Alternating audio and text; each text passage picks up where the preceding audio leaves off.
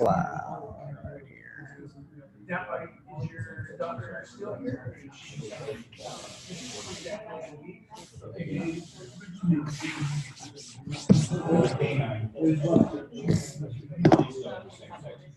Make sure.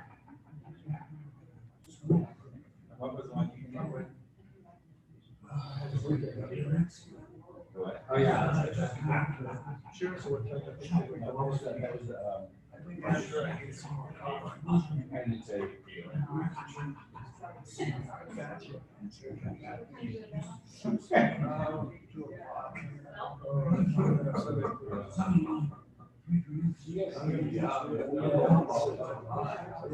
what's the day schedule? Like if you're homestead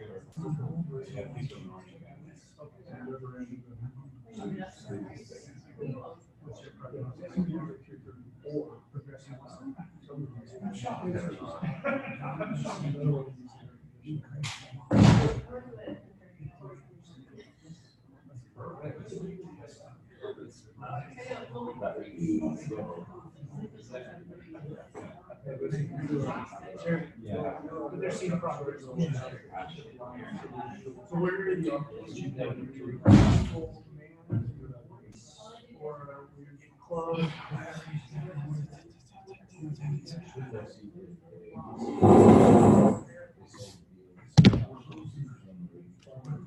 Where is?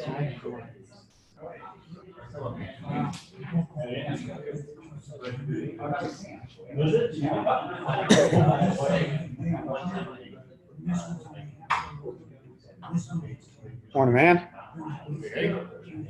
I got to no instead of maybe.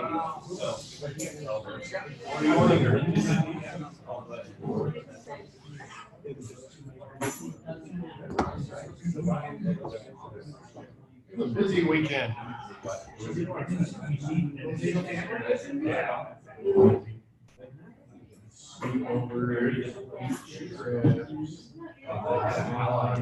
did you go? All right, good morning, everybody. Morning. Morning. Good morning, everybody. Morning. All right, so Jason will be popping in here a second with the birthday stuff. And then Mark Lance will give him a good round of applause when he gets here for his 2-minute behind. And then got a few people, basically Dana's on Zoom because she woke up, her back was hurting. I'm not taking a risk of her being out anytime. So therefore, we're letting her Zoom in right now. Ryan's in Germany with his family on a vacation, which is kind of cool. Will you, somebody grab that door? Germany's on a vacay. Megger wouldn't feel good this morning, so again, I told him to stay at home so he doesn't get sick and go out on us again. There's 2 people I'm scared to death that when they get sick, so I don't want anything to happen with that. This Charlie Brown's on Zoom. Yeah, let's give him a hard time first. Come go around. Stand up. All right.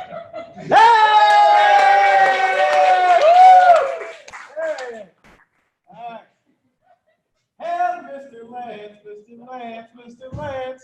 Hail, Mr. Lance, who is with us today. You're late, mother ever late, mother ever late. Sorry, here we go. All right. That's a song we sung in like baseball when you got caught drinking with your right hand. You let me fill the whole beer. It just felt right. It just felt right. I can't tell you anything else. But anyways, everybody have a good weekend?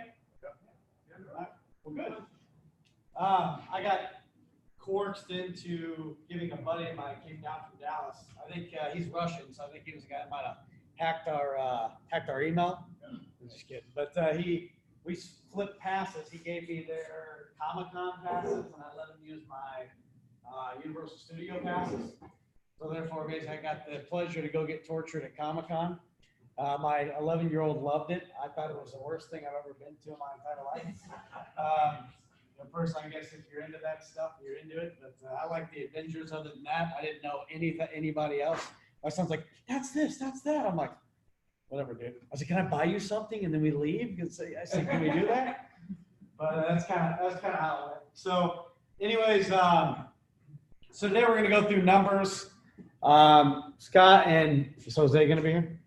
Oh, there's Jose, sorry. Scott and Jose basically we're going to come over and then revisit installation methods. Brought some pictures and details and things like that to go through. We're going to basically, from that standpoint, we're going to get into today's message. Before we do that, I sent an invite to everybody this morning on a new social media platform that I think I want to utilize, and we're going to be moving away from GroupMe and more onto more into this thing called Workplace. Workplace will allow us to work on different things within the model. Not to mention, I think it's going to be more user-friendly as an interface with, our day-to-day operations. There's something called, I think it's called Boom Boom is what it's called. It's kind of funny, but it's a video. It allows you to link full videos into it. So as I see us getting better at the social media side of the world, this is something that we're going to be utilizing, where I'll be able to post Zoom meetings up there. So it's like video. So it's like meeting on demand. It'll also have basically, when we take before and after pictures of jobs, it'll set through there. We'll still keep, basically GroupMe going for a while. But I want to make sure we are, getting and living up to the times, not just being stuck in the same rut, right? Because sometimes if we don't take an adjustment on our lenses and realize there might be a better way to do things, then we can go. And I found this app actually yesterday at my business meeting. Every Sunday night I meet with some guys, and the guy that shared this with me, he runs the Coldwell Banker in Del Mar, and they got this thing I thought was pretty awesome. It's basically a C and a B, closing billions is what they talk about. So that's basically their new little link, which is kind of cool. So, I took the idea when he showed me how to work with the interface on it. I'm going to be having him kind of teach me the odds and ends of it, and then I'll teach you guys the odds and ends of it. It looks pretty simple to use. And the other cool thing is it's going to allow us to be more sustainable to the point where we need to start thinking about things we've never thought about before, right? We go to restaurants all the time and we check in, or go to like events and we check in. We need to start doing that when we come to work. And one of the things that happens when we start bringing that stuff to work and we start checking in, we're giving our Facebook and basically our social media status more of a drive. So it's allowing us then to move up on the detail when people are looking at it, allowing us to be more basically seen. And when you throw advertising out on that aspect, it's going to help us. So the more we come into it, we're going to start next week, as we're all downloaded on that app, we're going to start checking in to meetings to make sure basically all basically social media knows that we're at DreamStop. And at DreamStop, what I did, I sent you links to your email that basically are directly connected to your email. So therefore, again, when you touch it, that's nothing to do with your personal Facebook. It's all to do with basically the workplace thing. So with that said, I'm excited for the changes on that. Not to mention, there's certain projects we could be working on throughout the year. I want to get into, basically, I had a nonprofit called Close the Window on Hunger. We had Sean Johnson, the Olympic athlete, was my little spokeswoman for coming through it. But I see us getting something into that aspect where we might be able to donate like 50 pounds of food for every appointment set, 150 for every one sold. So basically allows us to get into that mix where we're trying to work and help the community work for a better cause. For instance, like summertime is, when a lot of families have to provide another meal for their kids that they weren't having to provide for. So that sometimes put financial stress. So things you can do to basically step outside the box and think of things like that is a big deal. Sometimes we're doing a good job after selling a job, standing back. Some of us are doing it every time we stand back, take a picture of the yard sign out there with a new customer, posting stuff like that on through there on Google, on basically Instagram, on Facebook, allows us to start basically getting our helping ourselves, I guess you would call it. Instead of waiting for corporate to do it, we need to get really good and staying on top of it, helping ourselves.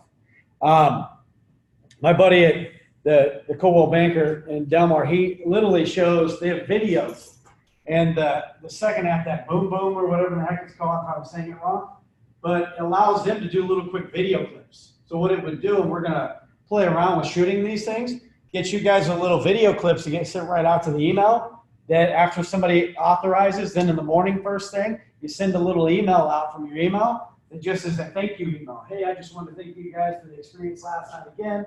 If you have any questions, concerns, comments, things like that, please give me a call directly. Again, here's my cell phone. Again, welcome to Dream Style Family.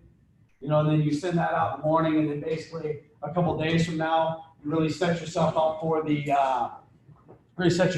referrals. As you know, you see the installations going out right through here. You can send out another email, so you're touching your own customer 3 times.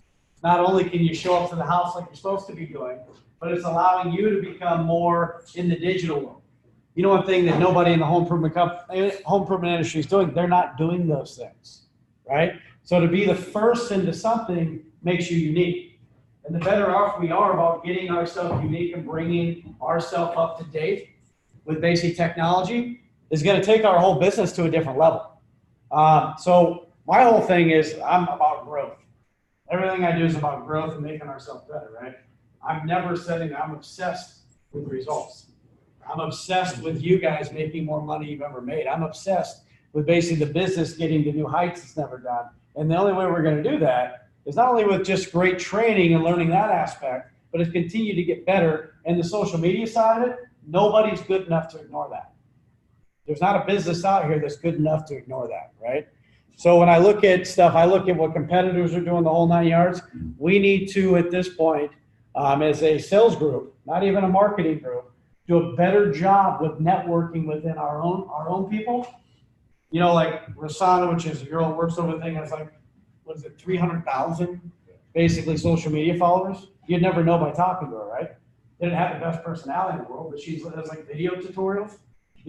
Linking on to people like that and finding out, how to use basically social media to help you in your business is going to be a big deal. If I were you guys, when I was in a house as a negotiating tool, the people that you're selling, why not get them to commit to posting before and after pictures on their social media sites, right? Why not have them link you to their social media site so you can see when somebody makes a comment, and then at night, instead of sitting on your butt watching TV, you can sit there and type them back an email or type them back basically an instant message sharing with them that you were the person that helped them on. There's 1,000 ways you can get better at your business, right? And each time you do that and you go pick up your own customer, how much extra fee for service is that? 3%, right? 4, 3. But again, it's getting that good at our business. And when I realized by talking to him, I thought we were pretty good, but we look like the amateur hour compared to them as far as basically our social media side of it goes.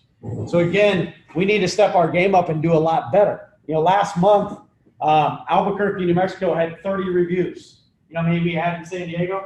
3, 4, 5. Was it 5? I'm counting 4. Horrible. 4 doesn't matter. 4 is less than 5. I like 4. But anyways, it doesn't matter if it is 5. Albuquerque, New Mexico has 500,000 people in the direct city, maybe 1 million in the whole state. So you look at basically us, when we got 3.5 million here, should there ever be a time that we have less reviews than them? The answer is 0. No. So it means we're getting sloppy. We're not getting better. We're getting worse. We're going on coastal mode, right? And unless you're reminded of this stuff day in and day out, it's hard because there's so much other stuff to remember. But remember that in this day and age, it's more than just doing a good job in the house. What are you doing outside of the house to network your business, right? That's why the app we'll talk about a little bit in a minute. I think it's going to be a foundation changer. Not to mention, if you get on board and you don't sit in the back waiting for something to happen, and you start jumping on board and figuring out how to do some of these video message things, it's free. Costs you nothing to do with some of the apps that are out there. And literally you can link your email to it. You can send out your own video message to your customers and look just that much more professional. In today's day and age, people aren't looking at the yellow book like they used to, right? This day and age, a lot of times newspaper sales are down dramatically. So when you look at it, the way you represent yourself on social media, so pay attention to, what it goes. I mean, at any time that you walk into somebody's house, don't think they're not Googling your name and going and looking at your social media account. It's not something private. They can tell everything about your life. That's the day and age we live in, right? Nothing's private. That's where you're at, right? When I go and I get an interview, like when I get a resume, the first 2 things I do is I go to their LinkedIn and I go to their Facebook and their Instagram, and I see what they look like. Are they partiers? Are they what kind of things they have going on in their life that might be a distraction that I even not want to call them, and I can just spread it without wasting my time 15 minutes on the phone. And it takes me literally 2 minutes to pull up all that background on somebody. And then I check their resume to see if it matches their LinkedIn too, so I can see if I got a bunch of liars on my hands, right? So it's kind of cool how you can cross-reference things like that. And that's the day and age we live in, right? So we look at that aspect. We're going to talk about some things, right? How do we increase throughput? I apologize, this is small, so I'm going to read it off, but some of the outlier results that we have, we're going to discuss. Dana is killing it. She's at $88,000, $5,500 revenue per lead, 50% close. Thank you, Dana. Good job. Down through here, Miss JC is on fire. She's closing. She's got RPL of $4,674. She's at $60,757 and a 54% close. And this is off net issue. So it might be you're taking 7 divided by 11, which is your demos. That number is going to be quite a bit higher. I'm taking this off net issue, right? Demoed, which is what you guys see on your little machine, which is how many you sold based on how many you demo on your LPM. Okay? I look at it based off net issued, which means not gross issued, but net issued. So the only thing that's really taken out is not homes. Okay? So if there's no demos and things like that, and I start looking at the closing percentage is low, I go in there and look and I read your results. So if you're not putting good results, you need to put good results inside of there because it explains what the why is behind the situation. And if I don't see any whys and it's just blank, makes it look like you did a presentation but nothing, right? So I count how many you had, right? How many did you go 1 for 2 on?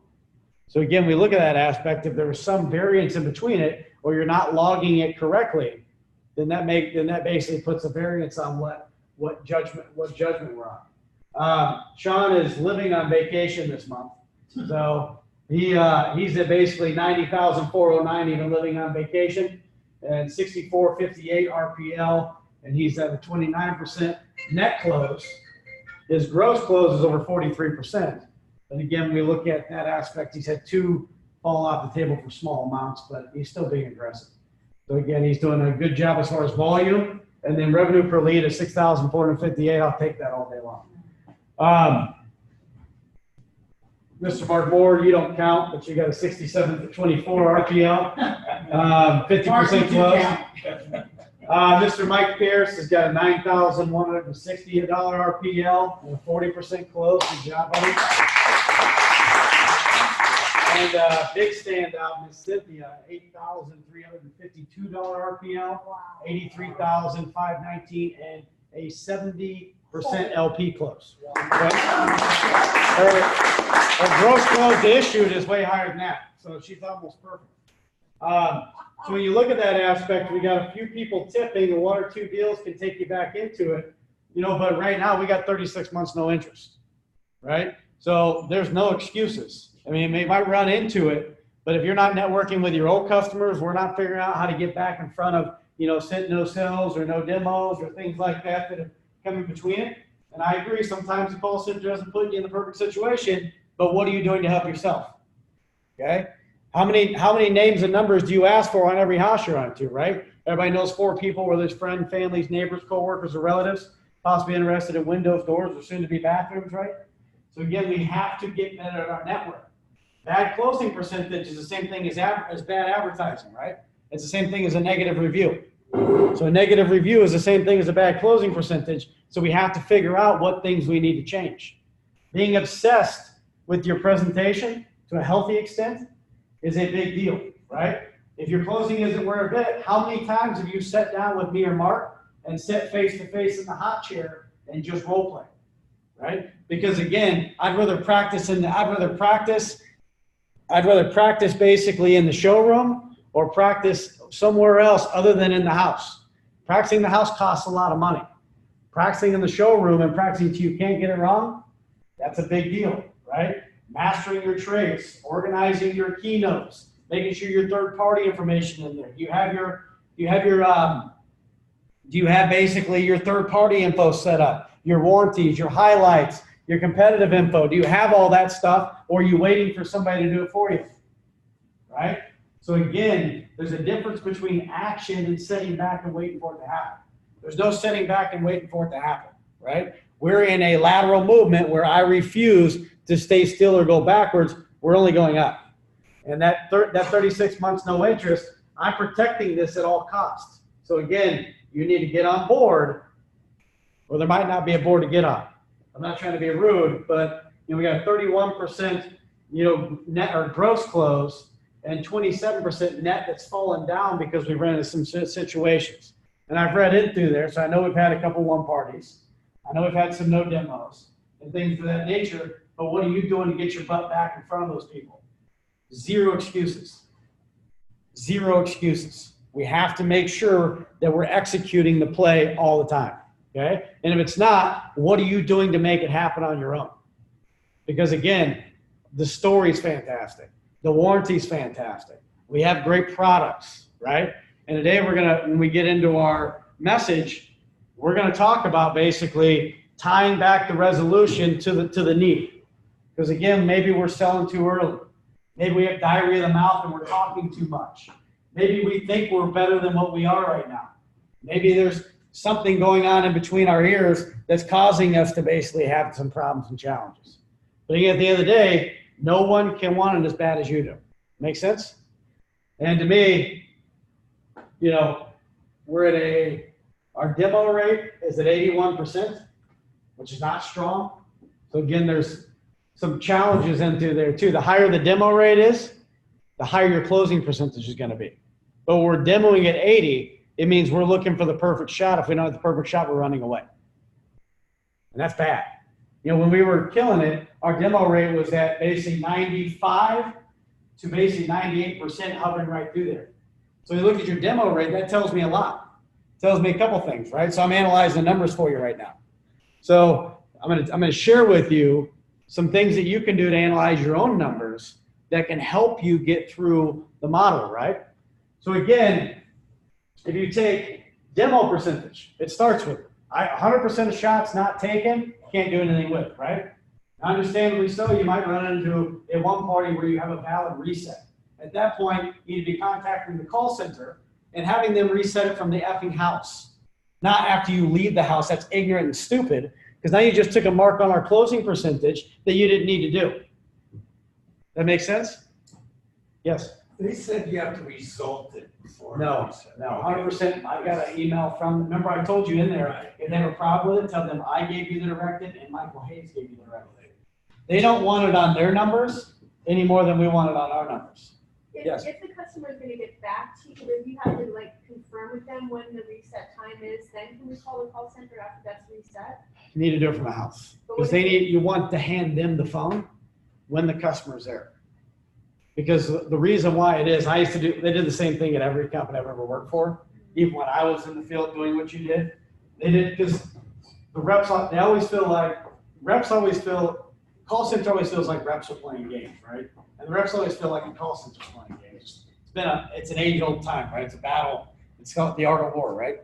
So again, when you look at it, you got to make sure that you're setting it up. So in the house, there's no way when the customer sets, hey, we're running short, or they needed to set a time for John to be here too. So I think we've kind of scheduled out Tuesday at 2. Now that's tentative. You might want to call them, basically just make sure that's still going to work, because they might need to move it again. But tentatively, they need to go for Tuesday at 2 o'clock. Is that okay? Great. Here, I want you to talk to them. Then hand them the phone. Don't even give them the option not to. Because when they do that and they talk to them, then they will move it. But if you're just, after you leave the house, say, hey, I just got out of the house right through here. Unfortunately, it didn't work out. They had to go. So we need to move it till Thursday at 2 o'clock. They're like, no, we're not moving Thursday. So you need to resolve it. Because again, we weren't there in front of them. So again, there's a trust thing, right? So there's basically trust yet verify is the best way to manage anything, right? So again, when we're in the house, that's the best way to verify that situation. So again, that's one thing if you don't do, will hurt us, right? That's hurting yourself.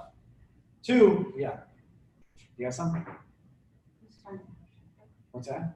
Just trying to understand. Like when a client is like, no, I need to get their schedule and this schedule and their. Well, great. Let's set something tentative then, and then we can always move it from that point. When do you feel like you and your significant other would be here? You got to ask more questions, right? And anything, I can get somebody to commit to something, even if it's loose. I just need to get something committed on a date and time where they're gonna move forward, and the call center can adjust it from there. Is there something that we should say to them so that it doesn't feel like insane pressure, just sort of like, you know, they. Yeah, hey, guys. Just an accounting, even Let me- something simple like. Let me you know, give it to you real quick, right? Yeah, Let me give it to you real quick. Hey, guys, just to let you know, we do have this, cost savings program I was talking about. It goes away after the first appointment. Right. So if we go ahead and reschedule for a date and time, even if you need to move that, basically, go ahead and get that thing set in, then at least that gets us set up. So we've got the next appointment set up. So again, you don't lose that cost savings program, and it's a pretty significant thing at the end if you decide you want to move forward. So again, I would highly suggest, let's go ahead and set a date and time up now. When do you think that might work out the best for you?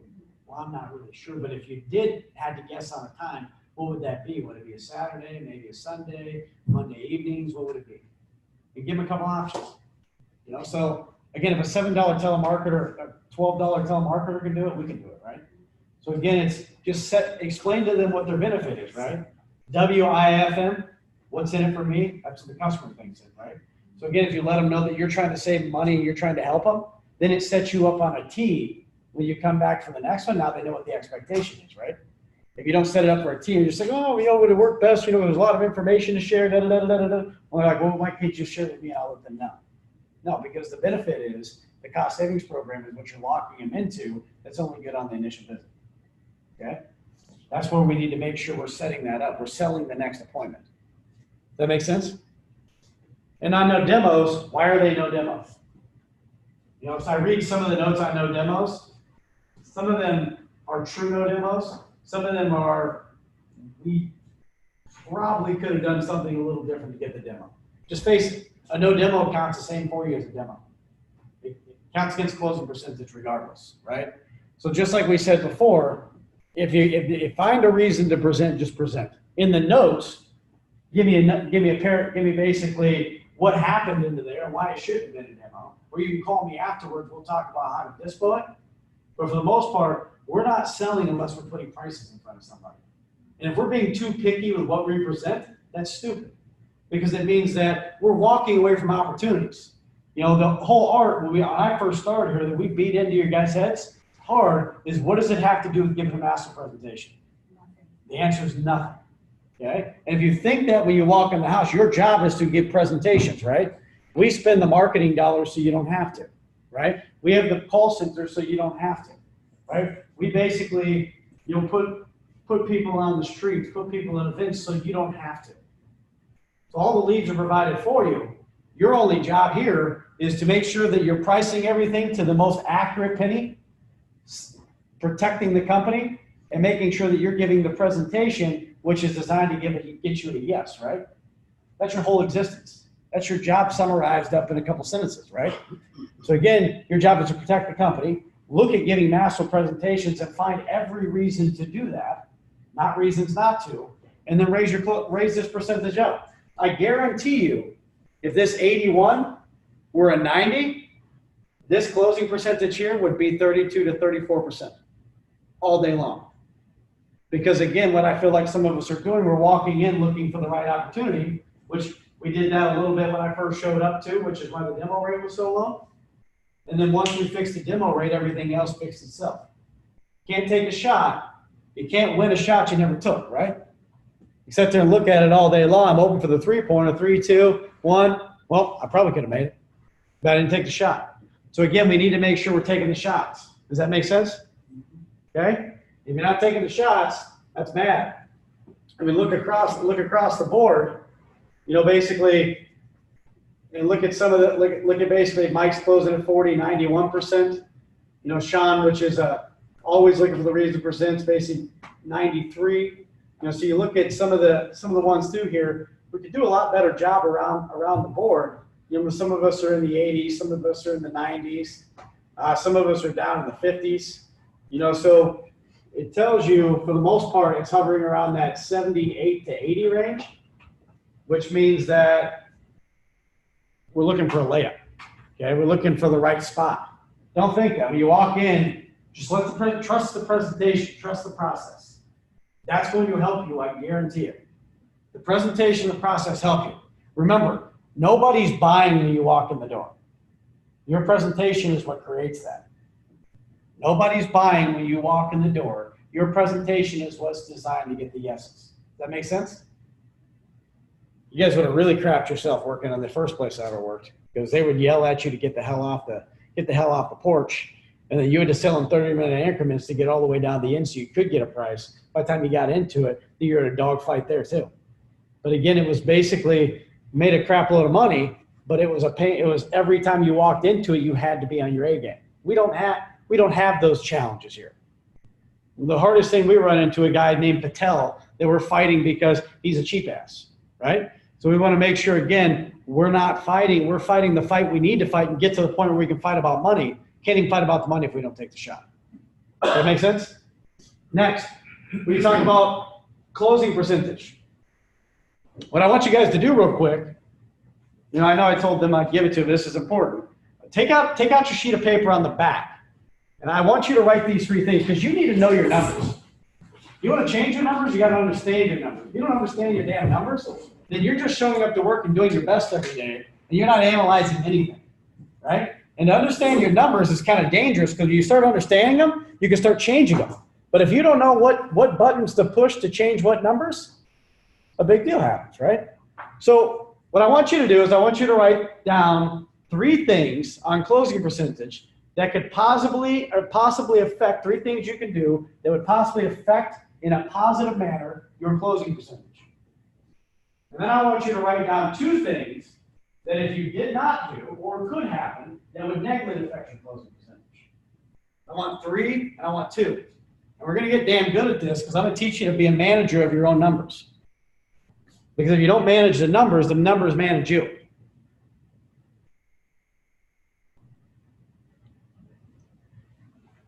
Do it.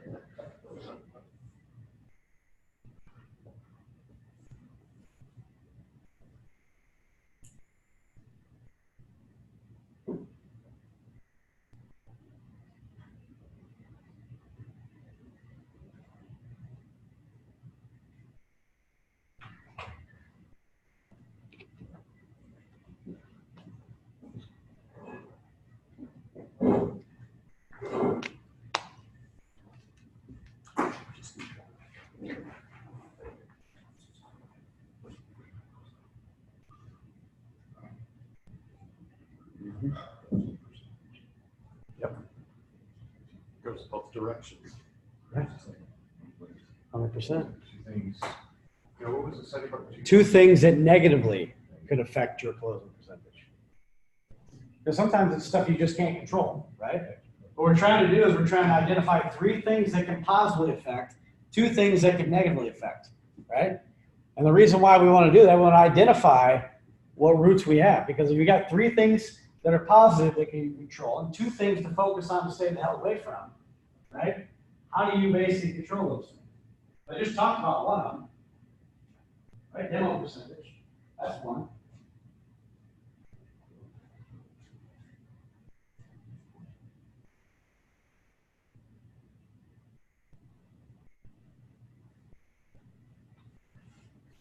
And when you're doing your goals, like writing out your goals for the year, these are things you should think about, right?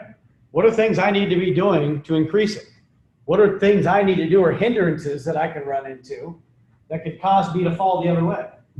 If you don't think of those things and keep yourself on track, which we normally don't, people don't do this. Those people in the course of time never think about this stuff, right? I'm teaching you to be basically a steward of your numbers. And I'm also teaching you what I look for. All right, after you're done with that, then I want you to write down, we're not going to focus on basic average sale yet. That's going to be the last one we focus on, okay? Second major KPI is revenue per lead, okay? That is your key indicator. That's your key indicator. You want to know how to make more money? You want to know how to make your job easier? It's figure out what three areas can increase or improve your basically revenue per lead. The people that make the most money, and if Cynthia stays on the track she's staying right now, and she just keeps continuing down that path, that's a big fat income that will take care of anyone's needs at the end of the year, right? Sean last year, same thing. Okay. Right now, Mike's RPL is killing it. So when you look at it, that RPL has to be sustainable though. So that I always talked about, because Jeremy came to me, and he's on this call, but Jeremy, I said, yeah, he goes, what are things I can do to motivate myself to make more money this year, do what I need to do? As last year, at the beginning of the year, we talked about, I said, you need to pay attention to the KPIs. He goes, what do you mean? I said, the people with the largest KPIs make the most money. He says, what's that? I said, I focused on revenue per lead when I was there, okay? I know with my revenue per lead, I can average over $8,000. That puts me at a minimum 250 grand a year. I've got an $8,000 RPL. That puts me at a minimum 250 grand a year. How do I know that? Based on how many leads I'm going to run, based on my average RPL, is going to tell me what I can project I'm going to run. Not off your sales, so you don't have to re-engineer the sales process and figure out, well, if I close 32%, this is how many sales I would have. No, you can take it based off revenue per lead. I took 32 appointments times basically an $8,000 RPL. That's going to be a big fat number. Okay? If I take the same and I take 32 leads times a $3,500 RPL, that's two completely different numbers, right? By just changing that RPL, I change my entire results. So what are three things you can do to change your RPL, right? What are three ways or three things you can work on to positively affect your RPL? Now, on the other hand of it, what are two things that can negatively affect your RPL? Same exact thing. Because this one, man, you start understanding this, it throws a whole light and clarity on everything. See, you want to talk about how much money you want to make? No, show your numbers. These numbers will affect your life. These numbers affect your checkbook. These numbers affect your results.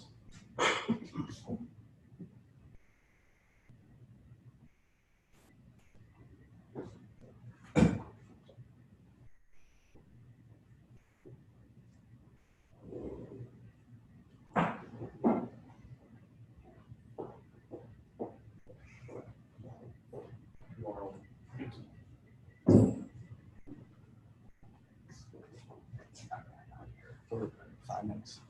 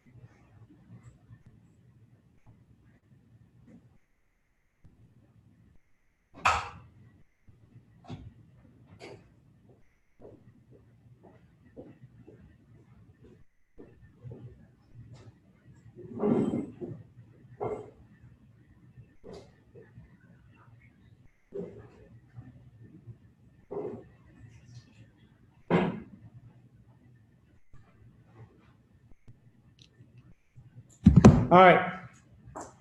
So I'm going to have you guys hold on to that.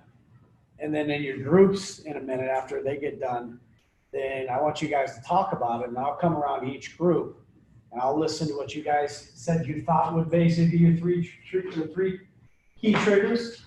And then basically what your two hindrances are. And then I'll tell you if I feel like you're spot on, or I might lead you in a direction that might be different. But I want you guys to own it. So for you're going to write it down. The last one I want you to think about is average sale. So you got closing percentage, RPL, and average sale. Okay? You don't have to write down 3, but what are some things, at least 2 items, that can affect your average sale? And at least what's one that can negatively affect? You should do that exercise with all your KPIs.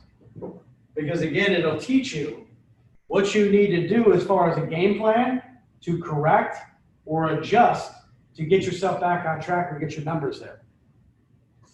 And I guess what? All the objections you guys are running into now have been the same objections they ran into in the early 2000s, the same objections they ran into in the 1990s, the same they ran into in the 1980s, probably the 1970s. There might be a few extra ones with social media and some of the other aspects into there. But for the most part, the game hasn't changed. So the systems and processes to get there still work. Okay. So while you guys are finishing that, Mark, you don't really have anything to go over, right? Or do you? Yeah, we can skip. Okay. So First message is nothing. Moore's message has been eliminated today. One thing real quick to give out a shout out, and then we're going to let Scott and them get up and grab the table, is Top Gun for basically June. Came down to a pretty good mix between two people. But the rising star, the shining star, my least favorite rep, Dan Lewis. I'm just kidding. Congratulations, buddy. Yeah, good job, my man. Good job. You're with the Giant.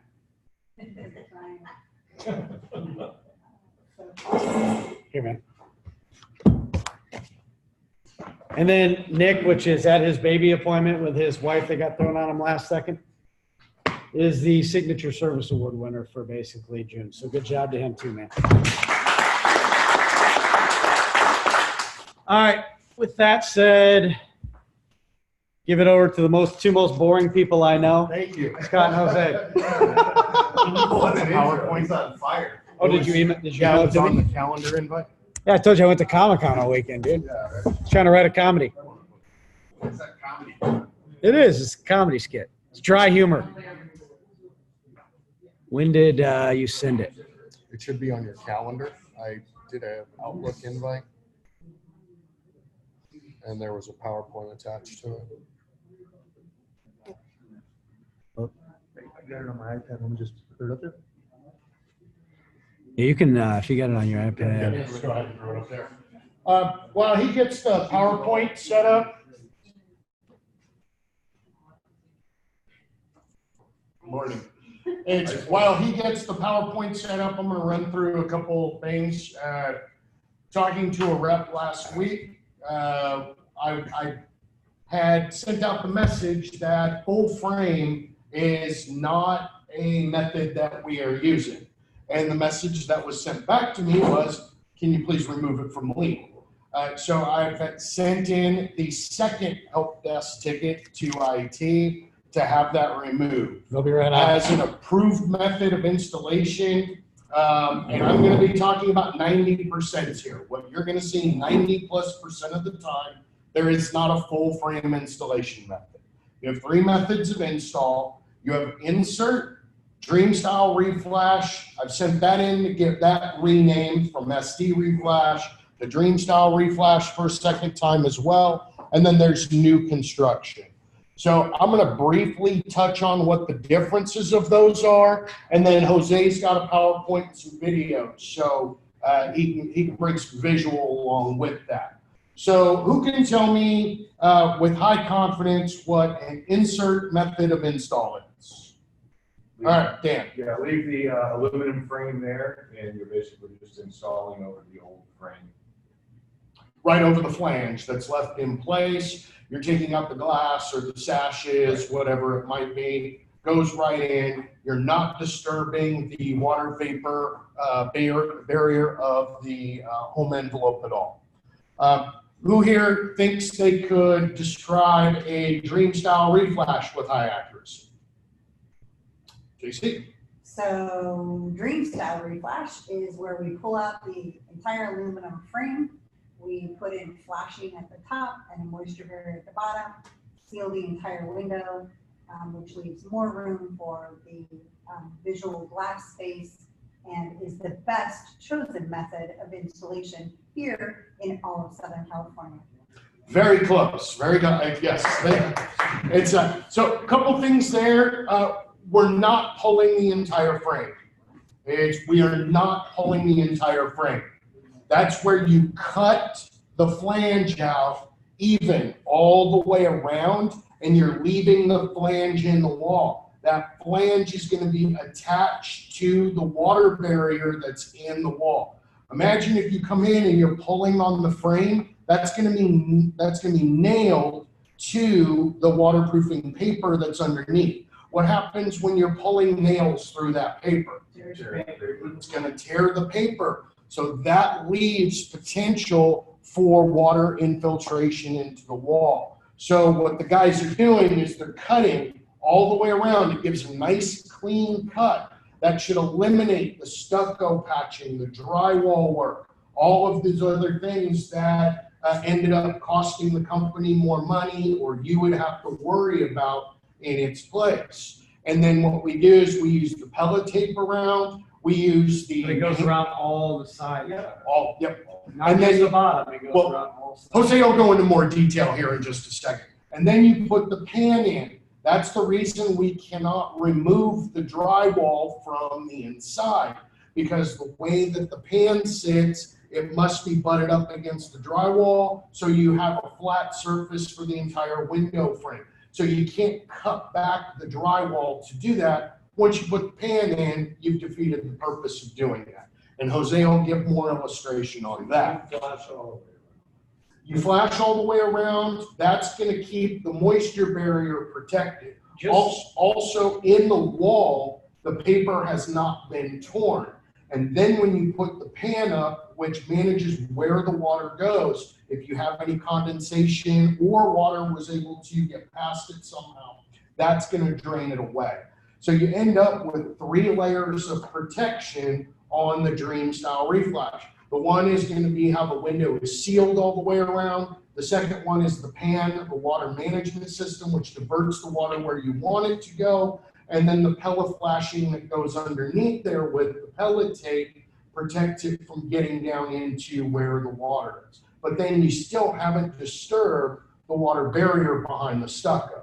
So very, very well protected. And we'll go more detail here in a second, slide by slide, so it'll be able to sink in a little bit better. And then the third one is new construction. That's where you're actually going to go in. You're going to remove the drywall, go down to the bare frame. You're going to break back the stucco all the way around. Included in that is the jamming casing, stool and apron, the painting, the drywall, the stucco painting. Everything is included in that. Everybody is going to have a different opinion on what the best install method is. For me, it's going to cost more money, but that is your best install method. It's giving you your biggest possible window that you can in that opening. There's no chance you're going to get misspec'd for anything because it's all included in that. And typically the customer's going to be the most happy with that one, and it is the most sound that you can possibly make. Would you agree with that? I would agree. Yeah. So before we get into questions, I'm going to have Jose run through the different install methods, and then as you have questions, go ahead. I got one before we go, because they're going to get confused. I already know it. So this is based on flat stucco walls with aluminum windows. Yes. Okay. Which is a majority of everything that we do. Or it could be a stucco wall with a vinyl frame over an aluminum frame that's there as well. And we're running into that with a bare. Just before you're done, because the full frame that I understand is like on wood windows. So like you're one off. I'm talking about the 90%. What we run into 90+% of the time. Well, we As do we it can like, cross the outliers. I got it. Well, like in Coronado, and like over the last week, I've had probably 4 or 5 pictures of people sending me wood windows. And I'm like, well, that's either going to be a full frame or it's going to be an insert. There's only 2 ways you can do that.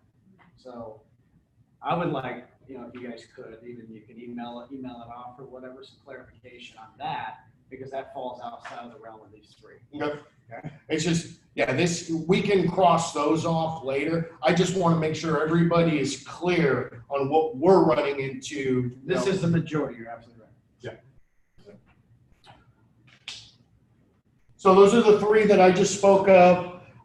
And then Do you want to run through these real quick? Yeah. Jose? Yeah, this is gonna be the, New, the full, is that new installation? Because it leaks says new installation, full frame insert. So what is that one? It's full frame. It's new construction is now, full frame is now called new New construction. construction. Yeah, so let me see. It says full frame, new installation. Well, mine says new construction. Yours does?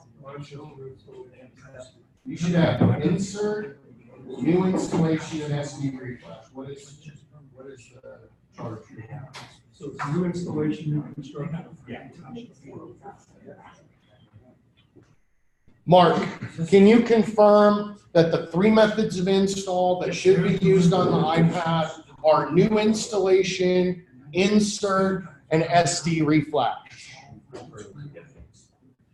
And full frame, unless Dustin tells you to use that specifically, should not be used. The new installation is 942. Okay, that would be your new construction. For 285. Okay, let's focus on the methods, not so much on the price right now, if we could. this one, there's some Pella terms up here. You'll see pocket installation. That's exactly what Pella calls it here. We also know it as the insert method. Insert method is just, we talked about, kind of like a retrofit, going over the old frame, going inside an existing wood pocket. It just sits right in there. You can also use insert on vinyl windows. If you see vinyl windows in the house, we don't have to do the reflash on those. Basically, on a vinyl window, we can cut back the vinyl to the drywall. It's a new construction vinyl, you're saying? Yeah, like a new construction vinyl, which we see a lot. We're replacing that now. So we can just cut those back. We don't have Yeah, to you do can all cut the it, reflash. that nailing flange has no barriers. You can just cut that off, we'll pellet tape it, flash it, do everything. we're gonna do. Do that. Is there an extra charge? No, you can do it as an insert, right? You do have an insert.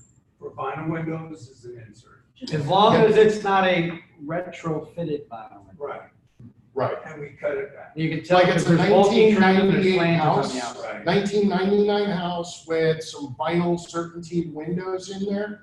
We can just go in, cut it right out, leave the nailing flange in place, pop the window in, and that's an insert. How you tell is the frame's generally 2.5 inches deep, small, right? A replacement window is gonna be more bulky and you're gonna tell there's a lot of frame around there. So Do you therefore, have any photos that we could, I don't know how I would tell. How about, you'll see on the inside of the window, there's actually a little plastic trim that goes around the entire window. That if you pull it back, you'd actually see the aluminum frame behind it. So it's like, it's not part of the frame, it's just cheap plastic trim that's kind of in there. You spend a lot of time on this, but honestly, is anybody doing inserts? Like, Yes. unless I'm walking out of the Yep. house without a sale and they're like, I just want to insert, other than that, I'm not. To answer your question, yes, they are, and it's in the pricing, so we've got to cover it. We've just got to cover what's available out there. Yeah, you'll see it sometimes. There's homeowner associations that, only want Require insert. insert. We ran into that before. So any questions on the insert? we do foam around it, right? Talk about what's included on the Yeah. insert installation. But we foam every window, no matter what, so. Yeah, but what's the SOP on the installation? Like, talk about what beginning and end what they do to make sure. that- Well, we get to the window and then we remove the old sashes. The existing window sashes are removed. The new window is placed inside the existing frame. So take the old one out, put the new one in. As it's going in, we use a backer bead around the exterior. We call it a stucco flange on the outside. You get a backer bead on there. That's your first point of primary contact with sealant. That goes into the wall. Then once it's installed, level, plumb, shim. Then we also use minimal extending foam. So we put foam around the interior From the inside. from the inside. So we shoot the foam in there. And then you get your cosmetic bead that goes on the outside again. So we do a little cosmetic bead out here. Then on the inside, we do that flat trim that Dan was talking about. It's a little sticky trim piece that makes a connection from the new window to the drywall. That also gets a cosmetic bead. So there's about 4 different areas that we're putting sealants, beads, foam, helping for air infiltration, water infiltration, the whole 9 yards.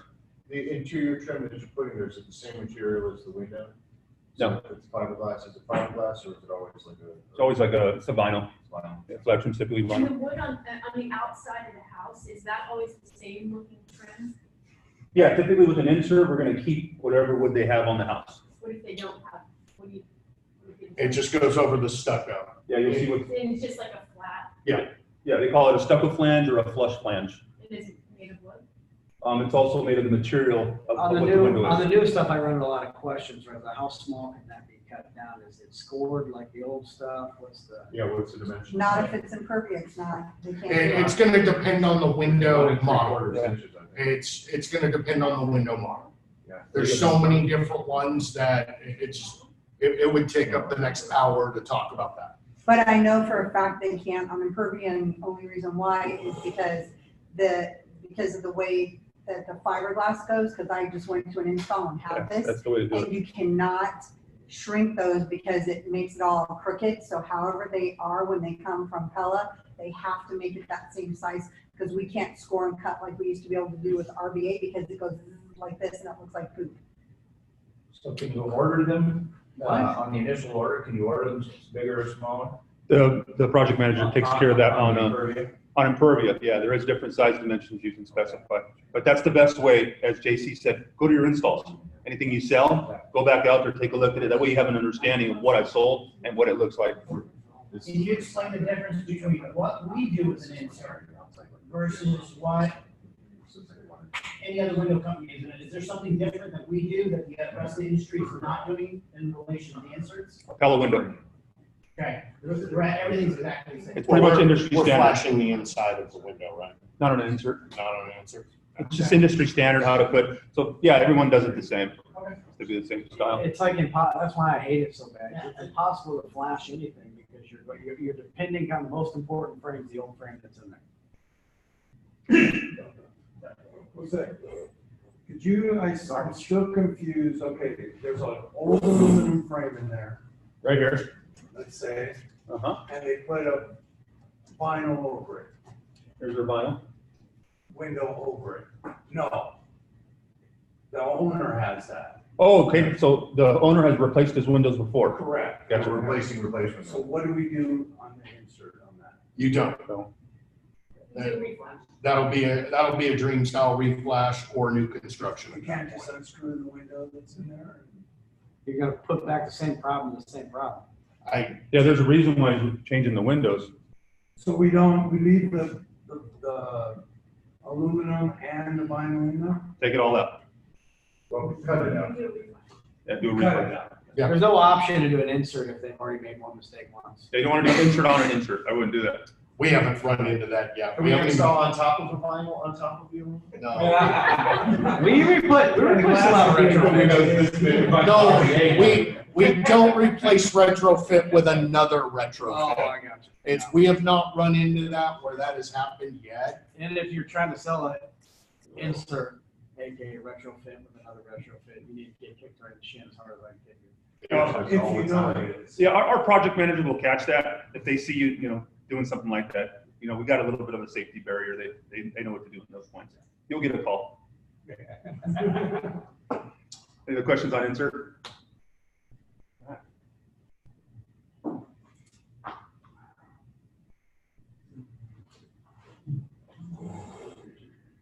So this is the Dream Style Reflash. This method is one of our distinguished methods where we actually, as Scott was saying, we cut the frame out with various power tools.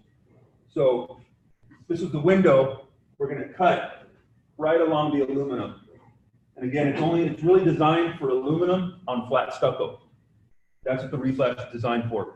The reason for that is because we got to get power tools. We got to get a skill saw in there. We have to have a flat surface on the stucco and be able to cut the aluminum at the same time.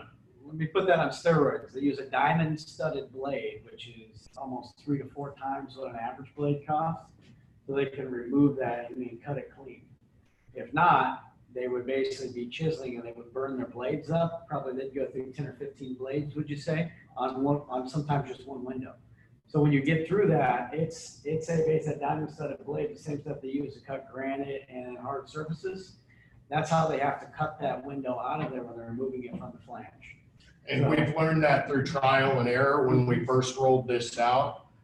Me, Dustin, Jose, we're all out on a job looking at the different tools that they were using and going out to different ones, trying different sized tools since then. And we feel like we've made a lot of progress. You know, instead of them burning out a dozen blades on a large, say 94 by 58 window, we can do that with 2 or 3 blades now. What's the average cost of a diamond studded blade for a skill saw? Be what, $15 to $25? Yeah, Compared to basically the for other. each blade. So can we reflash an old wooden frame? And we'll get into wood frames at another time. We're on a time crunch right now. So we just, and, you know, when Dustin will have us back out, we can go into that in more detail. You can't really do an SD or a dream style reflash on a wood frame though. Yeah, it's only aluminum, flat stucco. Kind of one of those things like we talked about before in the past. Options on it, just quickly, what are the options? New construction, take it all the way up. So can you send us that? Yeah, Dustin's got it. He can give it to all of you. Oh, yeah. So that's the reflash. Again, we use the special tools to cut the old frame out. We have what's called a Pella tape, and it goes on the sill and the legs. Real sticky stuff from Pella. And then we have the frame liner, which is an aluminum extruded piece of aluminum that goes into the pocket. It's your water management system. It's just like the old stuff we bent on the old on the old San Diego reflash, but it's the gauges correctly and the way it ties together works with the pan system. So it's way better. I think you said you went to City of Chula Vista. They call it what? The best install method they've seen in San Diego County. So Can we get it in a quote? this right here has a little lip that's going to go over the drywall. So it creates a seamless area all the way around that water cannot get past. So is that, would it be really considered like a secondary water management system instead of the frame itself? Because the frame itself is going to be a water management system. Well, It's like a bath. There's still water that can penetrate behind stucco unless they've got some crazy stucco coating system that they have on through there. Yeah. It's called stucco absorbs water, right? So there's water that'll make it between the paper and basically the existing window. So the window's catching everything that comes onto the surface of it, right? And then you need something that can still flash the water around the window and keep moving it.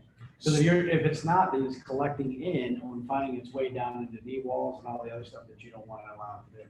So as far as one of the common problems that we all see pretty much every day is with the flat stucco with the aluminum frames, the cracks that are coming down from the corners and going up to the top. And my impression has always been that that's caused by poor water management, that there's actually water getting past the aluminum frame. If we just cut out that frame and do this, is it going to eliminate that problem? The cracks in the stucco can be caused by a million different things. Yeah, it can be. You it have can be different- shocking in the foundation. It could be. You have different framing and different loads that are going to be in those areas. Those are stress points which can crack the stucco. And stucco is a porous material that will absorb moisture. What's stopping the moisture from burning the house is that black paper, that underlayment that's underneath of there. Stucco is meant to breathe. If you made the house airtight or you're going to have mold and mildew problems like crazy inside of the house. So the stucco, if you take a garden hose and you put it on there long enough, it's going to get behind the stucco, and then that moisture barrier behind it. The thing, Dan, to settle that nature, since you brought it up, is the paper back behind there, when it gets exposed to air, it actually starts to disintegrate. Yep. And it comes like almost like confetti in your hands as you touch it. So if you let it get too bad, then you got to keep cutting your stucco back till you find basically good paper. And sometimes you can have to peel back 4 or 5 feet before you get to good paper. Then you have to tape it all in and run new paper back up to the window and around the window so it flashes. So again, that costs a hell of a lot more money because they didn't get to it fast enough, right? That's where we, on the inspection, hey guys, fortunately, if we'd have gotten to this a long time ago, we might be able to do it this way. But based on what we're seeing here, see basically the crack and see how it looks like it's bubbling here a little bit. There's a good chance that something's going back there that we need to get ahead of. Would you agree? If not, we could keep having to cut stucco back till we get to a point in the wall where we actually find the black paper again. If tar paper, a good spot in it, have to take it off and then redo all that stucco around there, which is gonna cost thousands and thousands of dollars more than just the window itself. With those little cracks in the stucco, do we repair that when we fix the window? Do we seal that up? Sure, as long as you charge for it, we'll go back and do that. This It's is not stucco repair. something where we Is just it, take it on ourselves to go repairing people's stucco on their You house. charge a stucco repair. Per window. There's a stucco repair. Per spot, Yeah. per spot? Per So crack. it'd be 4 cracks? then you charge for 4. No way. We'll take a look at that. What's Yeah. nice- We're gonna table that one off to the side. What's nice though is the, see the stucco flange, they call it a stucco flange that goes over the window. Yeah. So, 90% of the time, this stucco flange is gonna cover those little cracks. Yeah. So once Unless you it put goes the all the way up to the roof line or all the way down. to No, the- we can't do that one, yeah. Some of them are like, All right, any questions on the reflash? I just want to confirm on 1, 2, 3, the fourth one, which is that aluminum framing in there. I just want it mentally in my mind, before we had a water management system that was a flashing that went above, that's what caught the water, then it Same- came Same out. thing. We're keeping through it. the weed pole. So we never touched the flashing system that's on the house because we surgically cut the frame out. So we cut the frame out, but the nailing flange or the original thing that was put there when it was first built stays. That's We don't the rip it. big difference versus what we used to do when, as a consultant, you would go out to the house and tell the customer where you're gonna pull out the frame. Like the little video that we have. That's what That I still tell 'em. was- That's what I still tell them, I didn't know. We do not pull frames. We do not. It's, for one, we'll just say this is legal. This is a legal installation method. Don't say we pull frames. what? That is not legal. We removed the frame. We So- removed the frame. So just to let you know, so I have the video, I've broken it down into slides. So you can use, so this new method, I will send you guys so you can actually review it So using we that still with the show a video. happy little bird video? Yeah. The bird video, listen, the bird video shows the generality of it. Yeah. The bird video's fine. It shows the generality of it, right? There's different installs. Not every install is exactly the same. This will be specific, shows you guys in their hazmat. Well, it shows it pulling the frame, it doesn't show the nailing flange on the frame. It shows that there is a Yes. It's a possibility. We would just. There's a sawzall going around there. If you watch it, the sawzall goes around and then they collapse the frame down. Which is pretty much what we do, except we're using a skill saw, because a sawzall would burn it, we'd be there for like 3 hours cutting out a window. Yeah, we cannot, it's still, even with that, that's not cutting, or that's just a little wood fillings and stuff, it goes under, you can't cut out steel. To support it. No. Scott, just one other thing, do we do? You'd have to do refresh on all sides a lot of times you of can't even do new the- construction with cylinder blocks. What do we do for those? On the patio doors, A different process. that's a little bit different, what we're doing. That's essentially a modified new construction, right? Yeah, that's why you don't see like a reflash charge on a door because we only do It just doors all one way. comes with the new construction. Yeah, you don't worry about doors. Yeah, doors we do a little different. Yeah, What about doors? patio doors and And the entry, pan, and the pano doors as well? all doors. The doors are nice because they sit on the foundation. I don't have to worry about the bottom as much. For windows, we have to make sure we do something at the bottom really good. Any questions on the reflash? It still JC catches and diverts the water on the side. They still bend the hinge down. So that way it works exactly the same as the old one. The only thing is we're not breaking back, we're not removing the nailing flange. We're cutting out around, so the nailing flange is left behind, but you never see it. So the paper and stuff is still basically all there. You can see all the layers. But actually, when they set it inside of there, it's as good, if not better. Actually, it's way better than what the even original one was. Oh, yeah. Mark's got pictures he's gonna share with everybody. I've asked him to kind of work together on basically taking screenshots of the video to condense it down, because the video was like 12 minutes long or 15 minutes long. There's no way we're gonna show that in the house. So therefore, he's got screenshots, and I'll share all that with you guys. This is way better. And this is, if a building inspector popped onto our job site and we're doing this, we're gonna have no problems. He'd be like, all right, looks great. All right. Last one is the new construction method. As we've talked in the past, with new construction, we're basically gonna make the opening back like the home was originally built. We're gonna bring it back to the studs. We're gonna cut drywall back. We're gonna remove stucco. How far do you remove the stuff around? 3 to 9 inches. It's 6 is typical, but it'll be between 3 to 9 inches. Like Dustin said, we're gonna be chasing papers at that point. So we are gonna be breaking back until we get some good paper in there. And then we tie into the good paper on the house. Now, if that is a situation that happens, like when Ryan had his windows installed and you had to chase the paper back, I mean, is there an additional cost? Oh, yeah. Or That's unforeseen circumstances. That's a problem that the homeowner already had at their house before we got there. That's an outside SOW, and that little line they have to initial on our little I sheet. get that, I know what that is. It's it's gonna be something where we're gonna go out 9 inches, and then we'll probably even go a little bit further than that before we get the homeowner involved in it.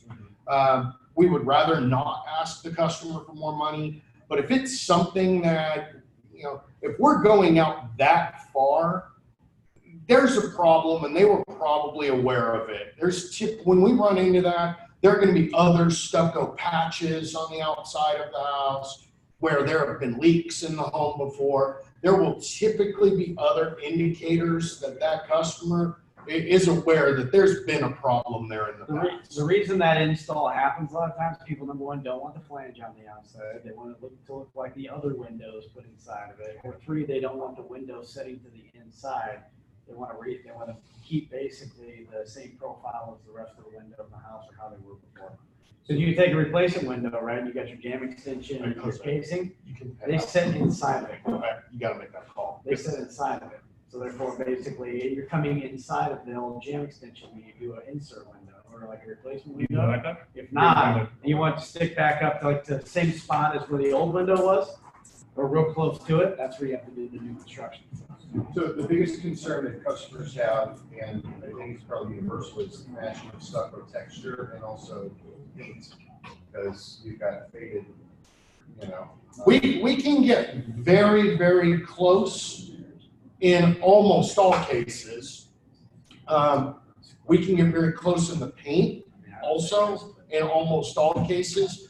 But if they haven't painted their house in 20 years and Which is a lot, yeah. that it's typically not going to be the issue with matching the texture. We'll get very, very close with the texture. No, I've seen our guys. It's, our stucco guys that we have are, as good as they get. Now the paint, there needs to be a realistic expectation there. It's very difficult to match 20-year-old paint. That would have to be something that is not going to be perfect until they have their house repainted. And if it's been 20 years, it's time for them to paint their house.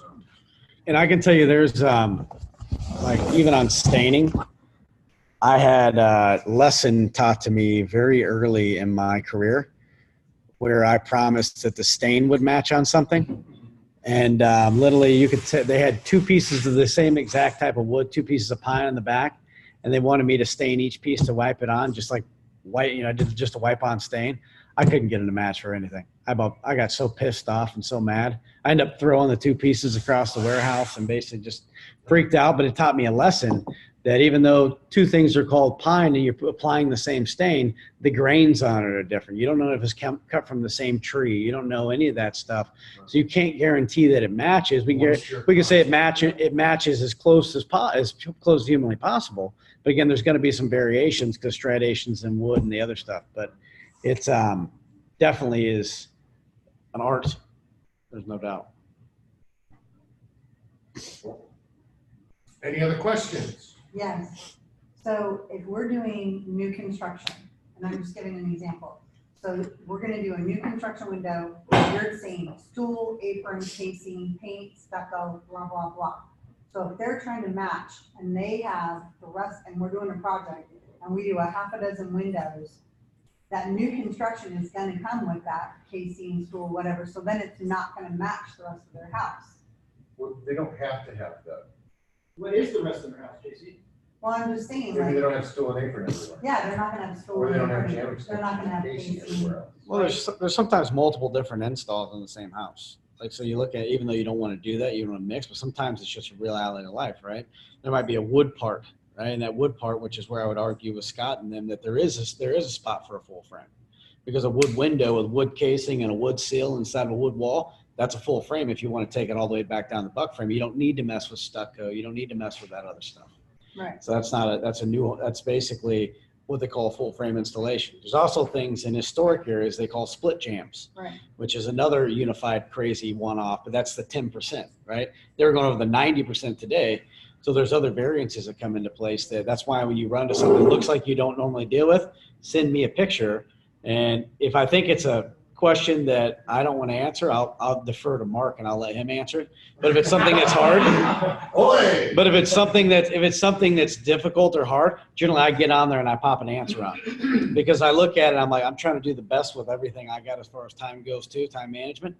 But the purpose is, you run into one-off situations, send me a picture, and if I don't know, then I'll shoot it over to him and Vinny and Jose, and I'll force an answer out of it real quick, and then I'll get it to you guys as fast as possible. So, Yeah. real quick, what, in your opinion, when would a new construction install be, you gotta do it? They want the maximum glass possible. And that's what is driving Or this if there's- change if right there's now. wood damage, like if there's actual water damage on the Well, let me give you sill the, around it. let me give you the why we're here now, is what we're doing is we're running into, more than the one-offs. The customers that are expecting that they're gonna get more viewable glass, that we're gonna be cutting back the drywall. On a dream style reflash and a insert window, you're not cutting back the drywall, you can't. You will gain more than an insert because you're removing the frame that goes around the edges of it. Maybe 3/4 of an inch on each side is what a dream style reflash. So it's an inch and a half, guys. Inch and a half, 3/4 top, 3/4 bottom, 3/4 each side. But their expectation is a dream style reflash. Oh, you guys are cutting back the drywall and you're doing, no, we can't. You cannot cut back the drywall on that because the pan won't pan is butting up against the drywall. You have to have that drywall. So if somebody has a bunch of damage around their window, moisture damage, absolutely the new construction will solve all of those issues. It will maximize as much as possible how much viewable glass that they'll Leave have. room for their blinds, if that's a big deal. So they're, blinds But sometimes. there's come into play. situations that, like one that I was just on where one window was really damaged like that and would require that, but the other windows weren't. I mean, you're cool with us doing, obviously. You can do a On mix. this one and. Yeah, you can do a mix. And then as long as the understanding is, we're gonna make this one window that looks like it has lots of issues, look just like all of the other ones, we can rebuild it to match everything else. There would need to do jam extensions. Right. Yeah. But we can. Anytime you're doing a full frame, it includes the jam extension and if they don't have jam extension, they got bull noses. Does that, okay. That'll cover that. It doesn't matter if it's sheetrock work, if it's some plaster work, if it is jamming casing, any of those would be covered by it. Cool. But I just want to clarify, because before we were told to make sure that we have the same installation method throughout the house. Like that's what was said before. So If it's, I just want to. you do what the right thing for the house is, right? Condition and the environment of the home, that's what we're there to fix. So the only one-offs on those would be if they have a solid surface, granite, Corian in their kitchen, in their bathroom, then we're gonna put an insert. Everywhere else, we're gonna put SD reflash, and then I don't have an issue. We just did a big job that had a mix of 3 different installs on it. But the homeowner was aware and well informed by the salesperson. Also, the project manager covered with them that you have this method of install here, this method of install here, and this here. And everything went fine on all of that. right, I'm just saying the last time it was like, no. Because people were getting, well, it's because we were mixing, they were trying to mix like, it was just creating inconsistencies on like paperwork, and we weren't as detailed as what we needed to be. So Right now, basically with the site, the checks and stuff on that, we're okay. Because you're not going to do like an insert and then an SD reflash, and an insert and SD reflash. It's not, or a Dreamstar reflash, excuse me. And there's no way our paperwork shows or designates which window is that way. anyway. Sure there is. Well, you put it in the notes for sure, but it's not like the RDA where you like this window. Well, on the lead work orders that I've been seeing, it says install method on each line next to the window. Yeah, I thought that got changed. I'm almost positive I've been seeing that. No, because it says if when we do SD reflash, it's like 8 SD reflashes. one You know, doesn't- but you can touch that and tag the window, right? No. Yeah, if you touch that spot on the bottom of it where it says SD reflash, it says tag what windows. Yeah, I've seen some people do that. Yeah, I was aware of that. Yeah, you can tag the windows. Okay, so now we can install every window different, but if, I just want to clarify. As long as you have a thorough and clear conversation with the homeowner, and then you put the sticker on the window that says the window, the style of install, and then the style of the window itself. Because that could get confusing for some people real easy. Hey, let me say something on that sticker thing. Hey, shut up, everybody, please. Okay. So let me make this, just paint a picture for you. Say you're an installer, right? You show up to a job, you depend on the project manager, the sales rep, the paperwork is what you need to do to install, your windows, which is what you have for the day, right? So you get a shipment of, let's say 30 windows that are setting out in your truck, and you're trying to basically make sure that you figure out what windows go where, right? So let's say that the representative puts no stickers on through there, and then all the windows are basically not ordered correctly, or like not the order of the numbers is. So it's like goes from 101 to 103 to 107, back to 102 to 104, and then basically everything says dining room on it, or basically living room, and nothing's detailed out. If you were the guy out there to basically install that job, and you walked into that situation where you didn't know what window went where, and you had 30 windows, how happy would you be? It's a nightmare. But doesn't the project manager clarify, because when it doesn't come out in order. Yeah. But what I'm saying is if you sticker the windows like you're supposed to and basically write the number on there, then there's no question. But if there's no stickers and your detail's horrible, that makes us look horrible to the homeowner, number one. Number two, makes the installer hate our guts, right? Because again, we didn't do what we needed to do. And number three, it takes probably hours longer just to find what windows go where, instead of basically be able to go right to it. That So- just happened to ZB and Danny. They spent the whole day, the entire day, figuring out where the windows went. So again, wasted 8 hours. production because we didn't take 10 or 15 minutes to lay our stickers down. What if we forgot to do that other thing? Then you let them know immediately you forgot and apologize, and either show back up on the install with the project manager, or basically you give them a gift card thanking them for going out and helping you. Because that's it's a pain in the ass coming in after somebody else sells something, which I know our job is hard, right? We have a hard job, no doubt about it. And sometimes we forget, but at the end of the day, our job is to run a clean business from the very beginning. And if we don't do that, not laying those stickers down and that other stuff, it makes us look clunky. Makes it look like we're working for Window World. Yes. Too, it's a big job, not stickering, you can go around and start just using a Sharpie on the window as you're measuring. 101, 102, just right in the corner, right on the window.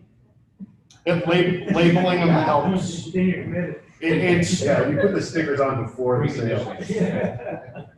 You want the stickers? well, it does a couple things.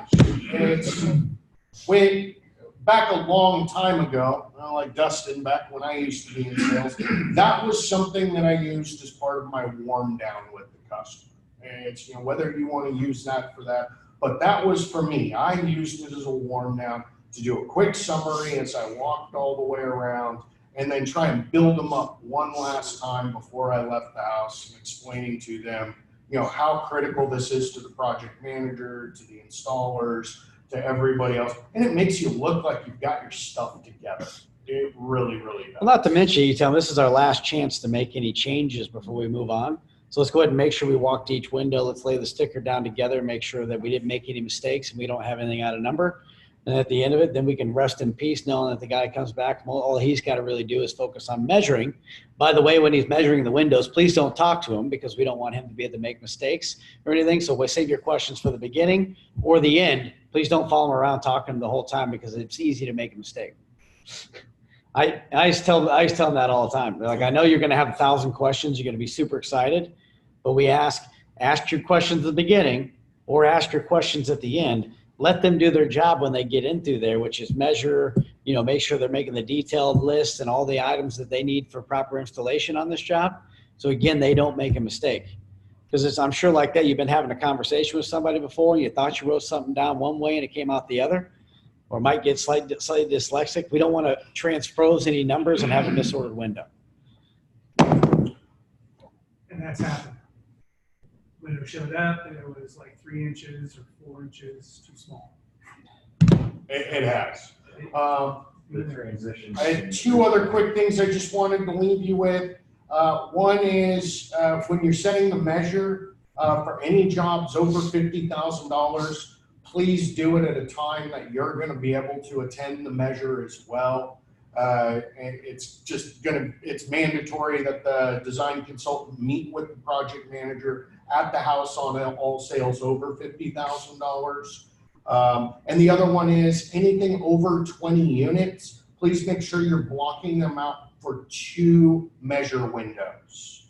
And so a normal window, they can do up to 20 units in 2 hours. If you have like a 26 or a 30 or whatever it might be, they need 4 hours of time. So make sure when you call in your measure, you're letting them know the number of units into there and if there's something tricky. Yeah, if it's just over 20, 21 or more. Cool. Then you need a 4-hour block. Or if you're doing 50 windows, you need a 6-hour block, and so on. We've had a 20 couple of windows those. per 2-hour block. Yes. Make sure, say the number of windows or doors that you're doing when you get into there. Sometimes you might have 4 doors, but it might be a complicated ass project. So it might take them just as long to do those 4 doors as it would to do 20 windows. All right, so. Cool. All right. Anything else? Yeah, I just want to know, if we do a new construction window and we do dream style reflash, visually, they're going to look different on the outside, correct? Then what? No, one next to each other. Well, he said he can make it look the same. We can make it look the same. They're going to Now, look some- slightly different. Now, some things that we can do on a new construction, and you would need to charge more on a dream style reflash, is we can do no L trim on the outside of the window. So you can do what's called a block frame install where we stucco right up to the frame of the window. The reflash? No, that's with the new construction. No, It's you what just- you would need to you charge extra for if you did a dream style reflash, which is why I don't see the point in doing it this way, but it's an option, is if you charge to re-stucco all the way around the window, which now you're gonna be up close to the same price as a new construction, you can make that look like a block frame as well, without the L trim.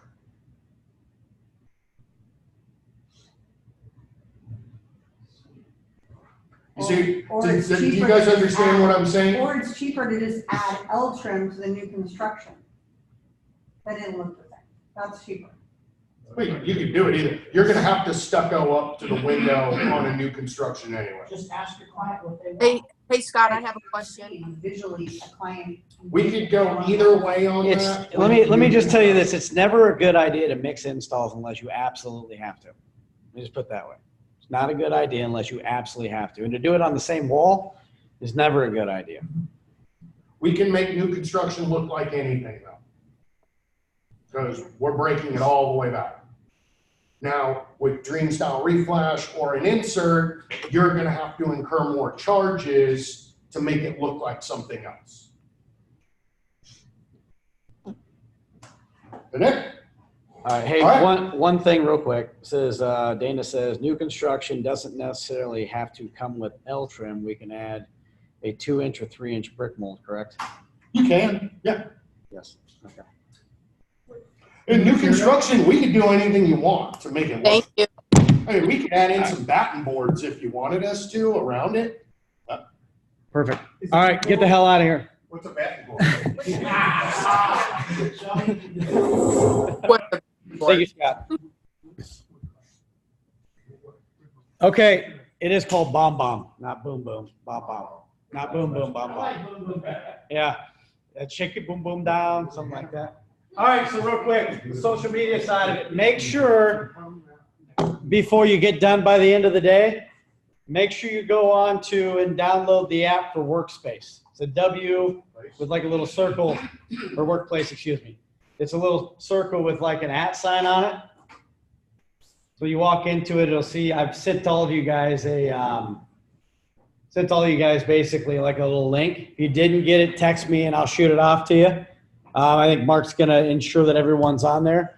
But that's gonna be kind of a platform where we can do a lot of things that GroupMe doesn't allow us to do. So I can create, rather than typing a big message, I can have like where maybe production's going over something good I think there's to hear. I can record what they're doing, and then I can upload it and post it onto Workspace as a video where you can watch the whole video for a training rather than just have me type out a freaking gigantic thing. Not to mention sometimes when I'm typing a message on GroupMe, you ever see where it's like 2 different messages come up, but you can tell I screenshot it?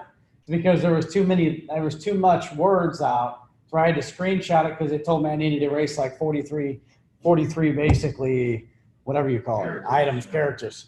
So I get pissed off about that stuff. So then, but again, what I saw how they use it over there is game changing. This is a Facebook.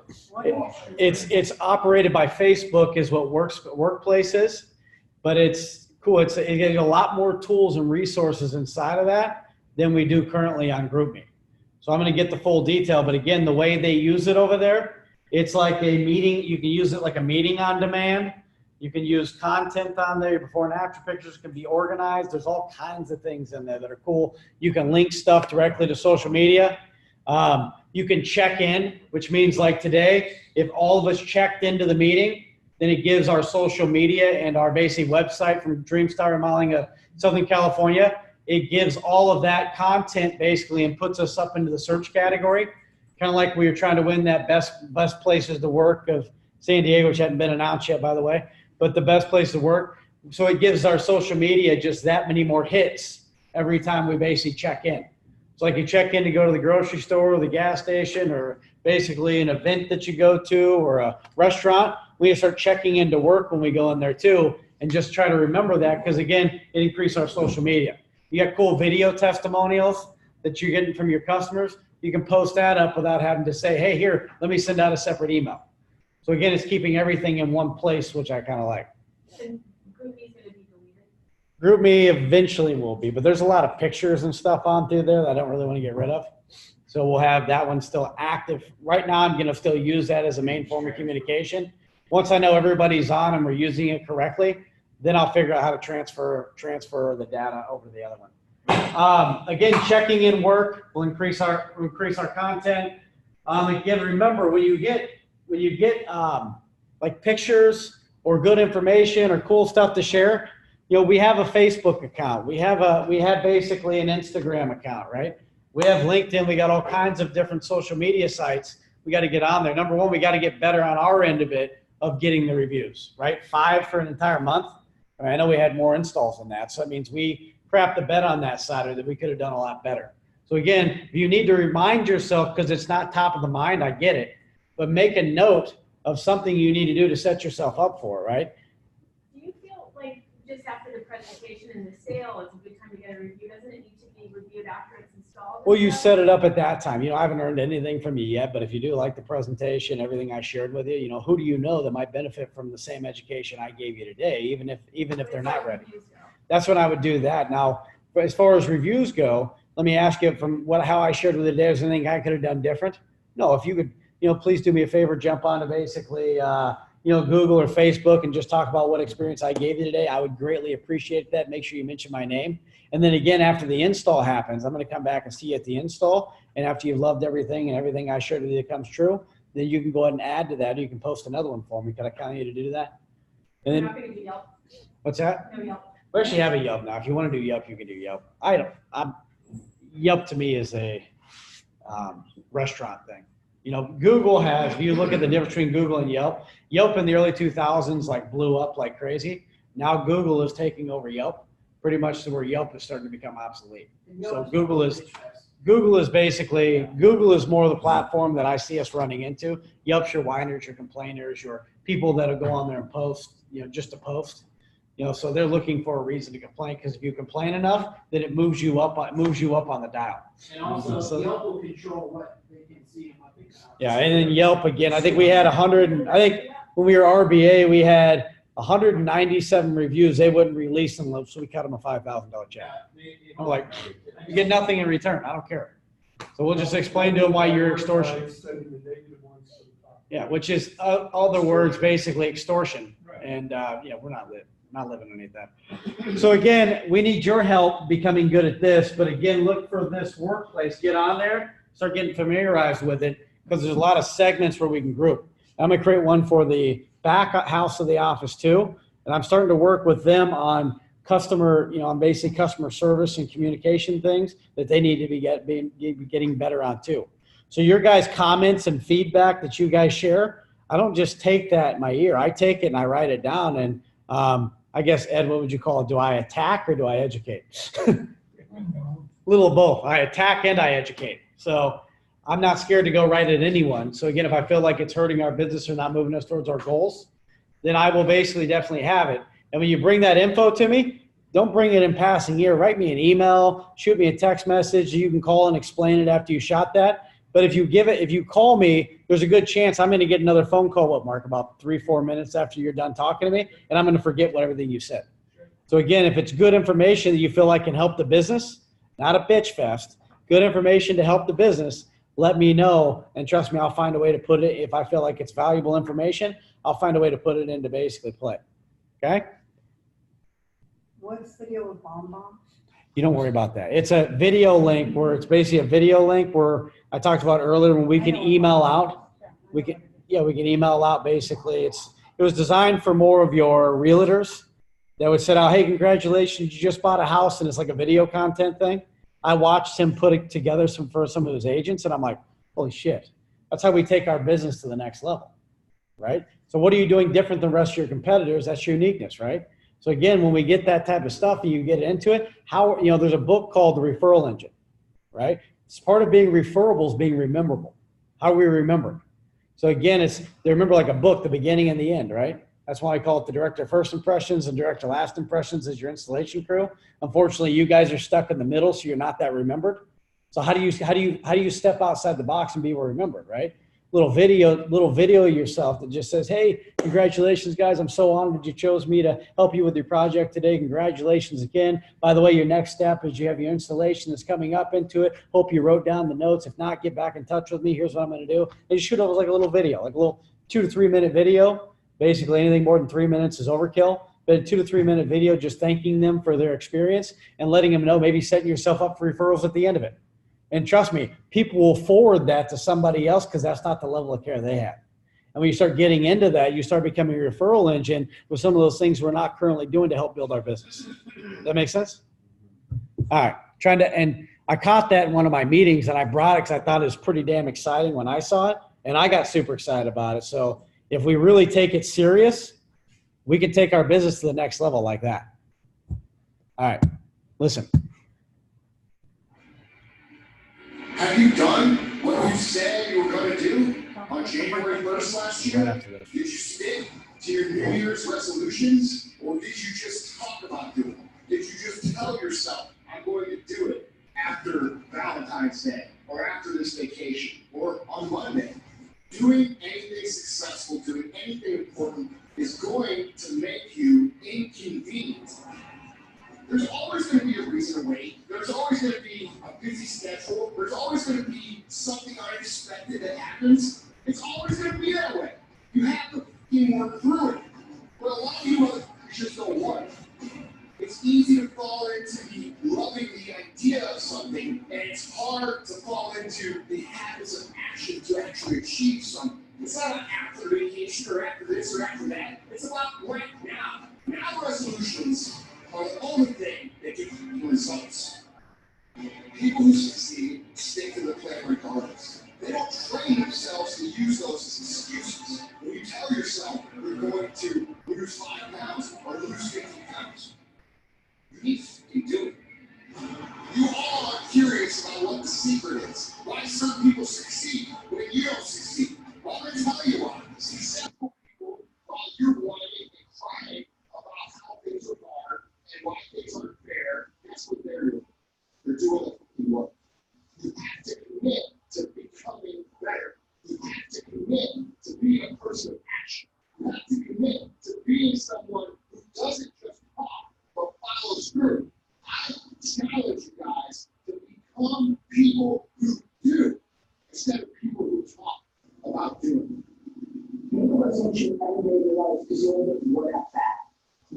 actually decide to make a change in your life, whether that weight or job, that's when you actually pull off. It's religion, not tactics.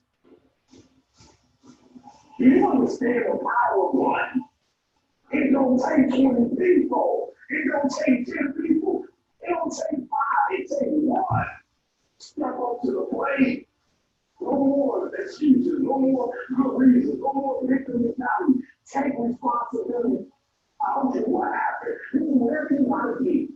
No excuses. None whatsoever. I don't care about how many jobs you can get. I don't care what you got to do. Make no excuse. So I'm challenging you to watch this video. At the end of it, make a vow to step your game up and then step it up. Step your game up. And then for the rest of your life, the rest of your life.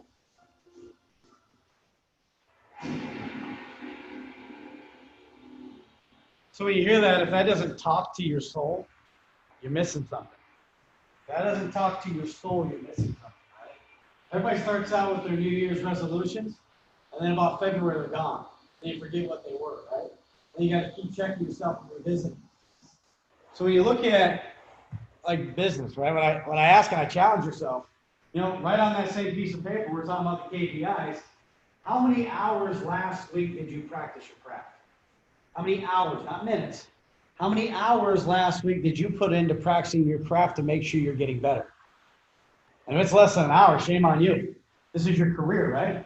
You want to make more money? How do you get better? You got to practice, right? You got to put in the freaking work, just like he said, right? It's not about showing up and doing your best. That's never good enough. Because what happens is our best might be our best for that day, the way we're feeling. But again, if you're not putting in the effort, you're not putting in the work, I don't give a shit how good you used to be, or that you've done this or you've done that, right? I appreciate the accolades and everyone's hard work they put up, but again, we have to make sure, just like that, it doesn't matter. Doesn't matter basically how good I was yesterday. It matters about what I'm doing today, right? That's the cute thing about our business is, you know, you're not who you were yesterday. You are what your results say today. And unfortunately, that's what our business is about. It's about instant gratification. You know, but we forget as much as we forget as much stuff that we've done great as much as we've done bad. And then sometimes it's just kind of like golf. And I kind of joke around because we played Balboa this weekend. And I was thinking about it, and the whole time I left my round and I hit last week, which I hit 101, which I was pissed about. And the guy's like, dude, you've only played like twice in 8 years. Who cares? Leave it alone. I said, no. I said, I refuse to lose. I hate it, right? So this time coming up, I started out the first 3 holes, and I'm like, I'm screwed.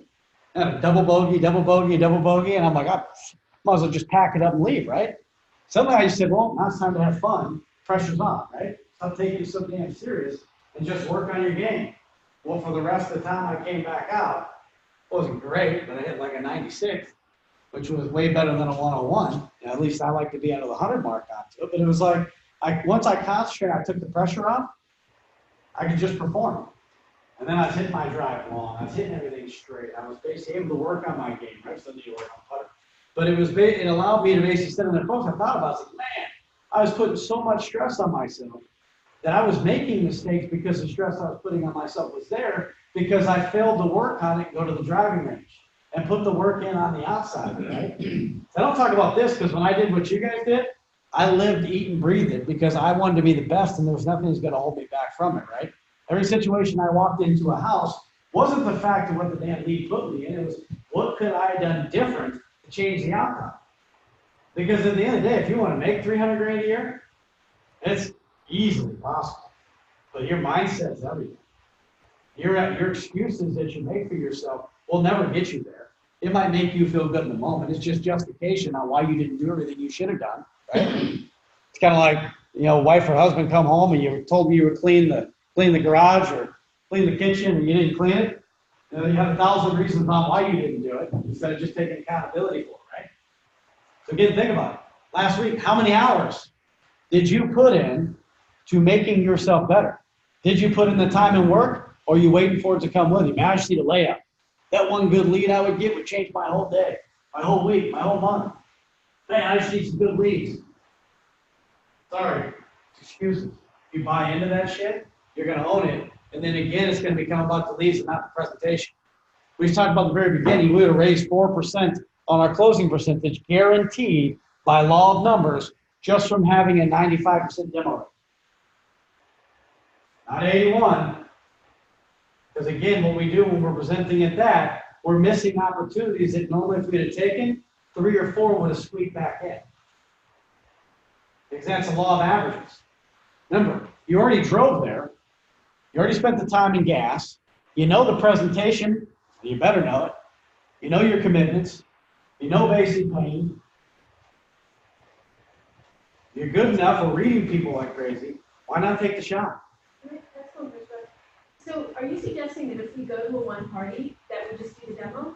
If you don't have another shot to get them back in place, or they're gonna get pissed off after you explain it, you take the shot.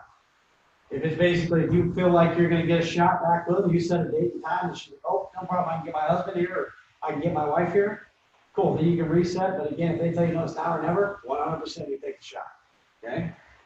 And You again, want to get that information up front. absolutely, everything you do is discovery up front. That is great, I love that you brought that up. If it hits you in the end, you miss something.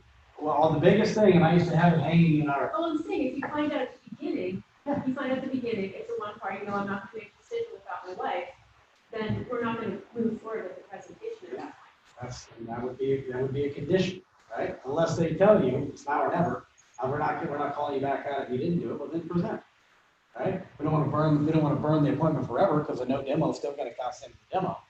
But again, if we can find out at the very beginning, we'll put you in a position where your wife isn't here today. Well, she got called into work. Well, that sucks, right? So I'm still going to do something, whether I measure the windows, find a reason for them to want to come back into it. But again, I want to elicit action because I need to make sure I finish my presentation. If I don't finish my presentation, then I can't sell anything. If I can't sell anything, I don't price, right? Back at Pacesetter Day, they told you the key to this entire business is 3 prices a day. If you get 3 prices in front of somebody every single day, you're going to get 1. And I average 1 a day. That keeps everything away, right? Keeps docs away, bill collectors, all that other stuff. I've always lived in that where every time I had basically a lead, I would always have a backup plan. I mean, someplace I was going to go if my lead did not work out. But again, where was I going to go if my lead did not work out? Now, I was going to go home, I was going to go run errands, I was going to go do this. Maybe I would fit working out in or whatever I wanted to do, make myself feel good.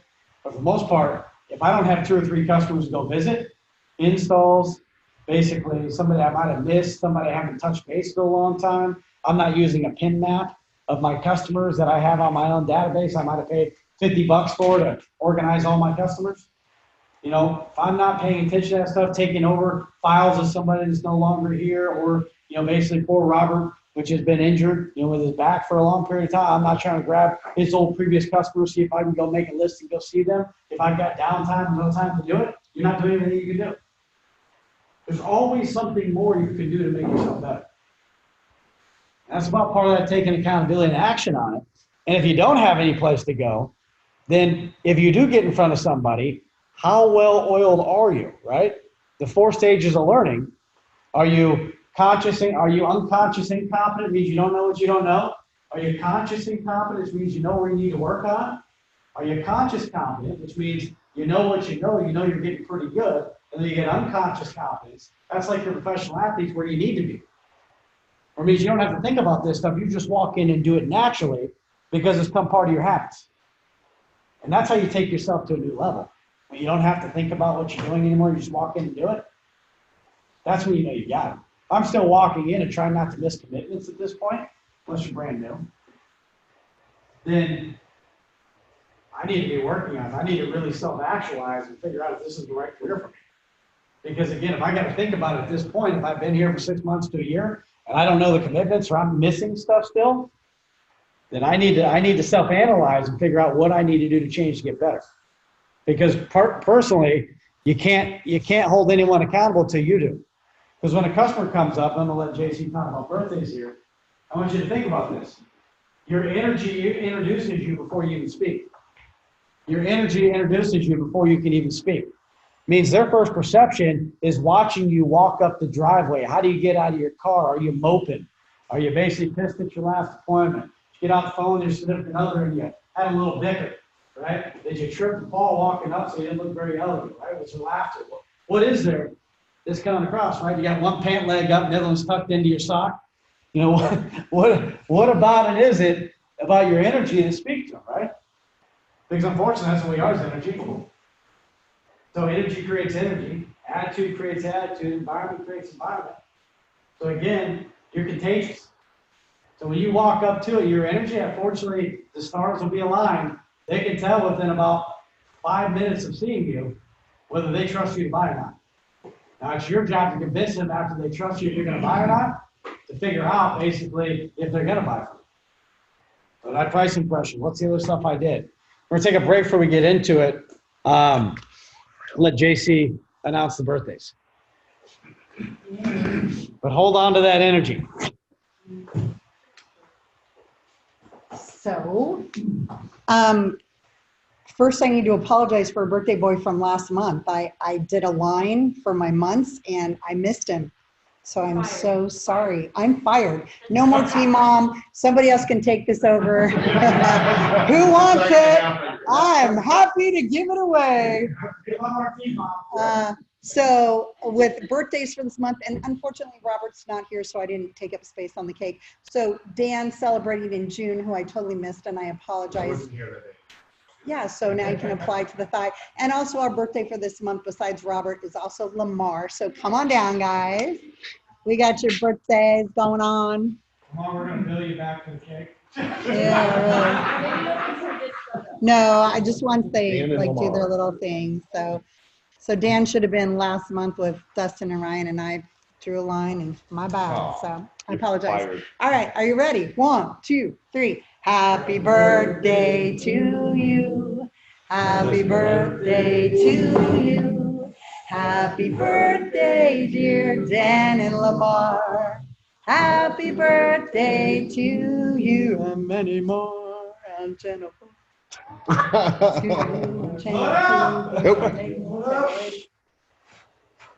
There it Thanks for being born. Thanks for being born. Thank you, guys. Thank you, JC. Give JC a round of applause, guys.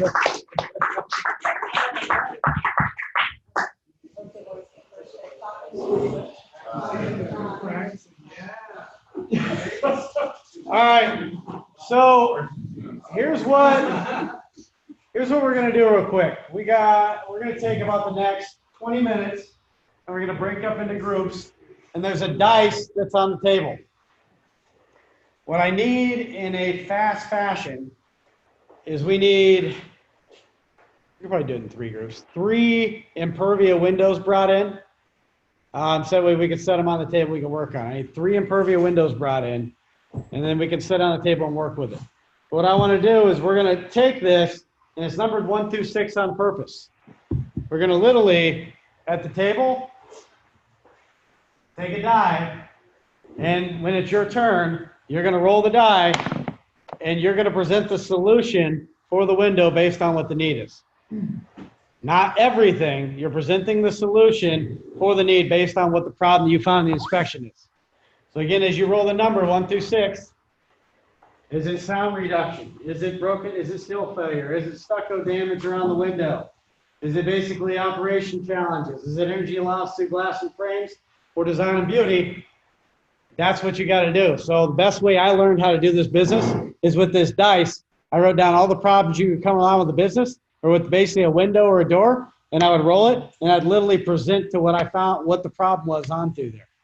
And one of my trainers back in the day taught me that, and it worked like beauty because it always taught you, remember, to tie the window back to the need. And if you're not tying the window back to the need, you're just Vanna Whiting it. So again, we have to make sure we're figuring out what their pain is and going in. So Mark, break the groups up, and then 3 people need to go get a window. Okay, let's see here. Groups, want to go back there? All right, so let's see what you guys did. Here's 4 here. Let's see, we only got 2. Let's see here. How many groups? I'm gonna have you more and Mike.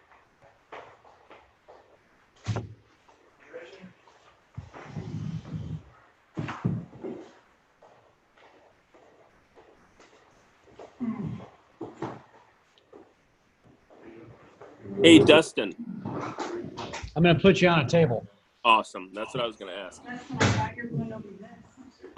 I'm going to. You guys are going to talk about it we're going to spend 20 minutes doing that. We're going to wrap up with this. So I want you guys, while you're waiting right now, would be a perfect time to start talking about the 3 things you guys put on and two hindrances. So you guys should go get a demo video, yes? Yep. So basically but the other people in the group can be talking about it and then sort of get together, because then afterwards, I'm going to ask each table what they feel like the 3 things they can do to positively affect it are, and see if they match yours. And I'll tell you what I think. Okay, I put for closing percentage positive to go up, which everybody did, is more demos. Get the commitments. I'll tell you guys up front, outside is like the best smelling barbecue I've ever. Outside is oh my God. Get the commitments.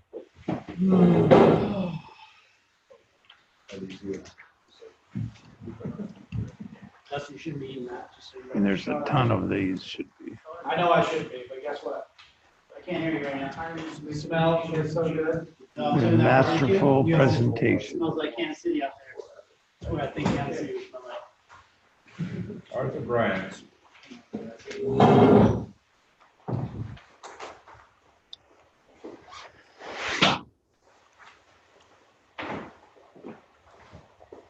Well, I had, this is just like positive to change our numbers, right?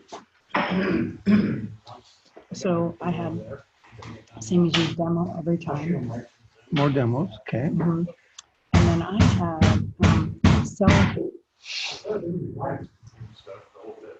Say next, right? I have self-financing to increase revenue per lead. What's that? I had self-financing to increase revenue per lead. So positive closing percentage increase would be to what? To self-financing to increase revenue per lead. Oh.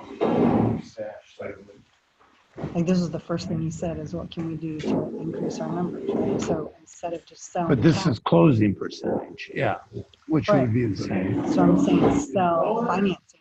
Good, yeah. And then the other thing that I had was add on an extra window or door to this, like the starter package to increase. I kind of would think it's the opposite, is your closing percentage would, to add on is harder than give them a starter package. What do you mean? You're doing revenue per lead. We're doing just to increase. No, I did revenue per lead down here, but I'm saying what things that I think could help would be like adding to your numbers. Like he's saying, what are you going to do to add to Closing percentage. That's all we're doing in the first one. Oh. First question is, what will increase our closing percentage? Revenue per lead would be add windows. Number 2. Just to be technical here. Not that I could care less. Okay. Do you understand? Yeah, I was just saying, I totally thought he meant just like, how can we increase our sales, period? Well, He's saying. actually, not revenues, but how can we increase the closing percentage? More people walking out the door after the first visit with more people actually having purchased something. Right. Then I put masterful presentation would increase your closing percentage. For me personally, I put down ask more questions because I tend to guide the conversation too much where I want it to go, and I forget to take it there through questioning them and getting their feedback. Yeah, I said talk less, no, talk, I said this wrong. Talk less, listen. It says the things that, I didn't even understand what you meant by the 2 that, you said 3 that would help, 2 that would hurt. you know, they'll look for. I just kind of reversed. Yeah, I was gonna say that, thank you. Anyway, so yes. For me also, I listed to do a better job of price sensitizing. I don't, Yeah, they're basically getting hit over the head on when I roll the number. yeah, At I the need end, to really. and I don't really, I mean, I try to cut it, but I don't do a good job of sensitizing. So price impressioning? Correct. Price impression, right? I'm not doing a good job of that. Ahead of rolling the number. I don't use that sheet that has the different materials, framing materials. I don't use that. I find that most people have no clue, don't care about all the different window, materials and stuff, framing materials, they vinyl or whatever we're offering. Where do you guys get those? These are like free in that little thing. They have all kinds. I was gonna go pay for one. The guy was like, it's Yeah. Of course, if you and I walked in, it would be $5. No. Just that little machine over there. Just go put your cup in, take whatever you want. Look at this cup. This is like an executive suites thing. I used to be a part of them when they were located over near UTC. Yeah, actually. Where's our window?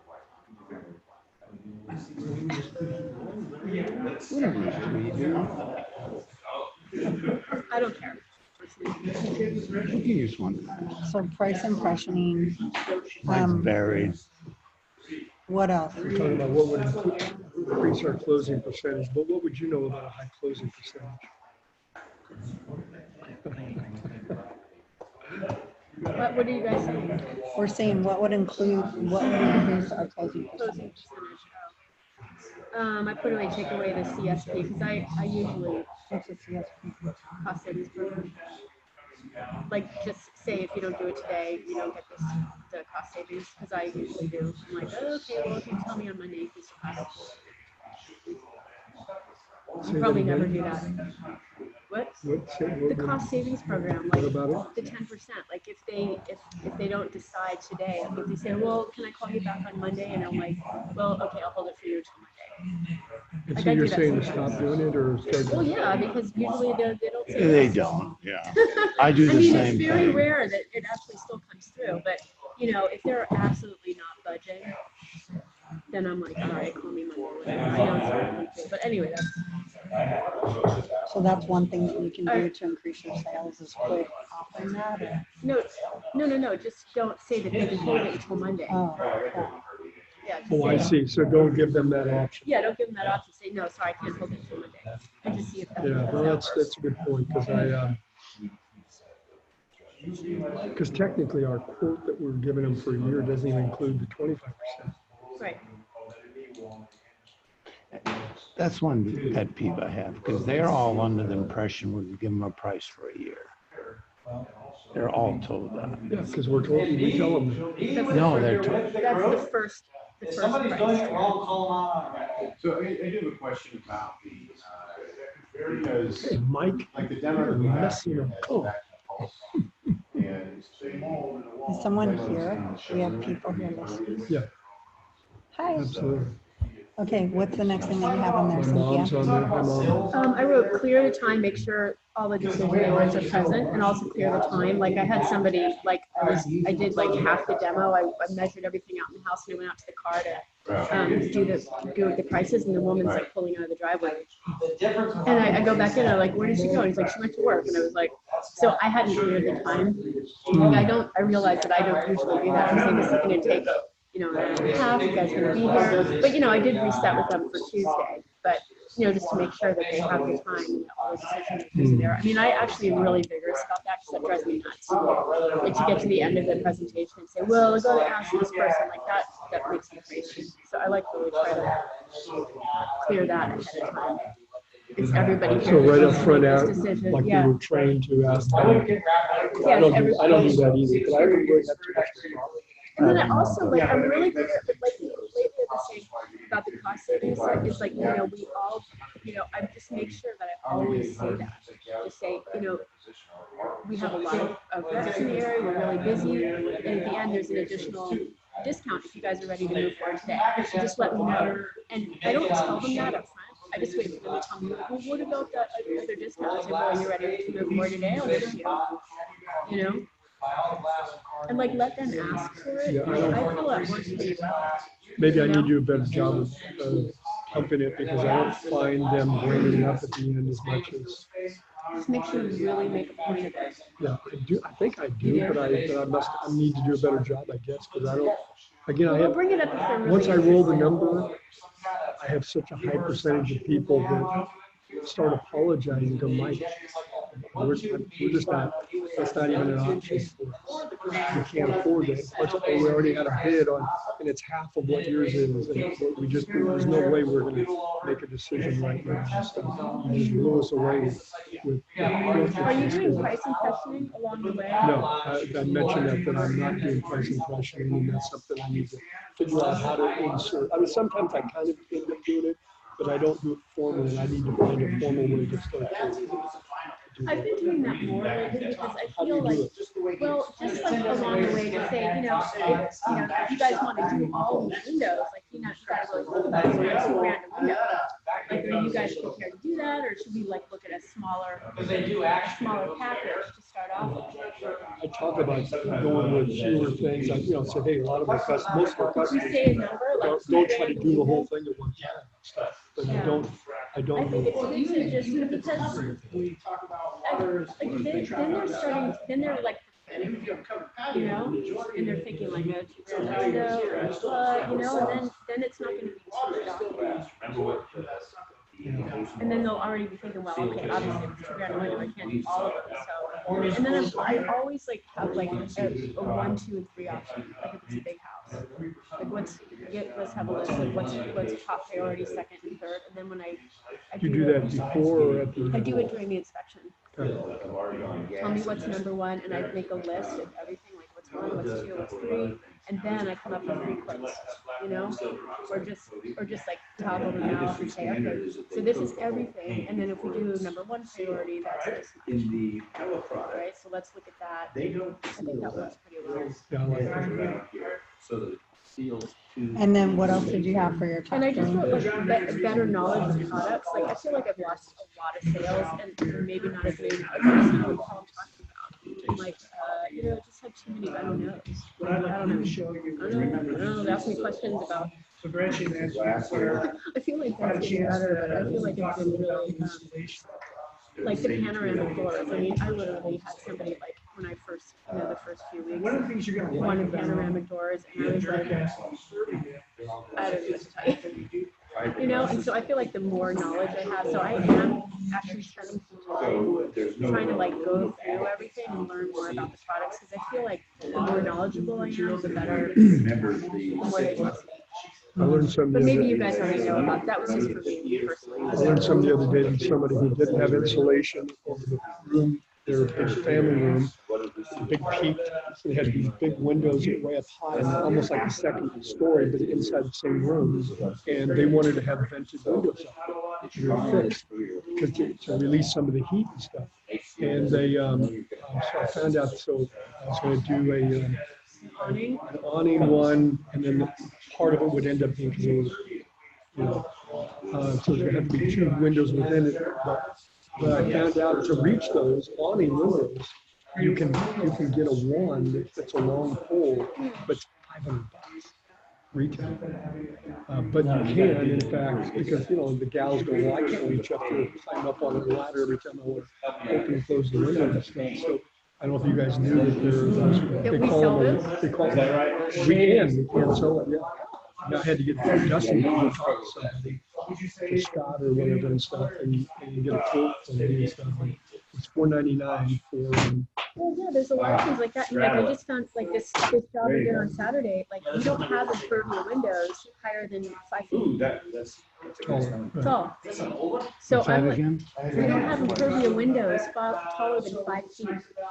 Like if you go, like I was trying to sell an impermeable job, and it kept giving me the price for $250. So what is that? Just and Dustin wasn't available. I'm like, how do I do?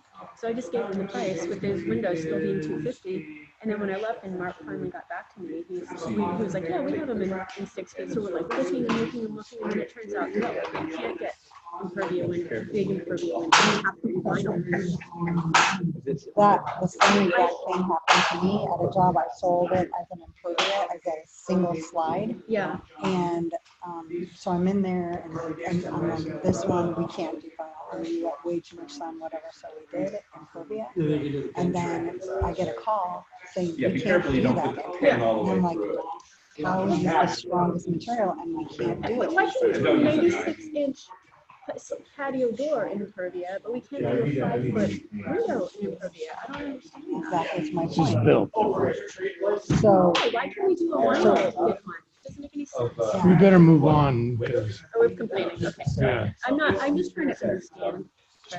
No, I'm it's, just talking about product knowledge. so 2 negatives that you guys are finding that would change, that are changing your numbers in the home. What are the 2 negatives that you guys got? I think there's a chance that I'm being too friendly and becoming friends with people rather than staying in a professional. And it's not black or white. it's a fine line. But I think I end up, I mean, they invite me to go out on their boat, you know, they go up, you know, whether I get the sale or not, or invite me over for a family barbecue and stuff, and it's like, I'm wondering whether I connect with it too much kind of at that level, and that I need to just stay more professional with it. What else? Simplify. Currently, you guys have still. I put poor inspection, I think, or no inspection. And you talk too much and you don't listen.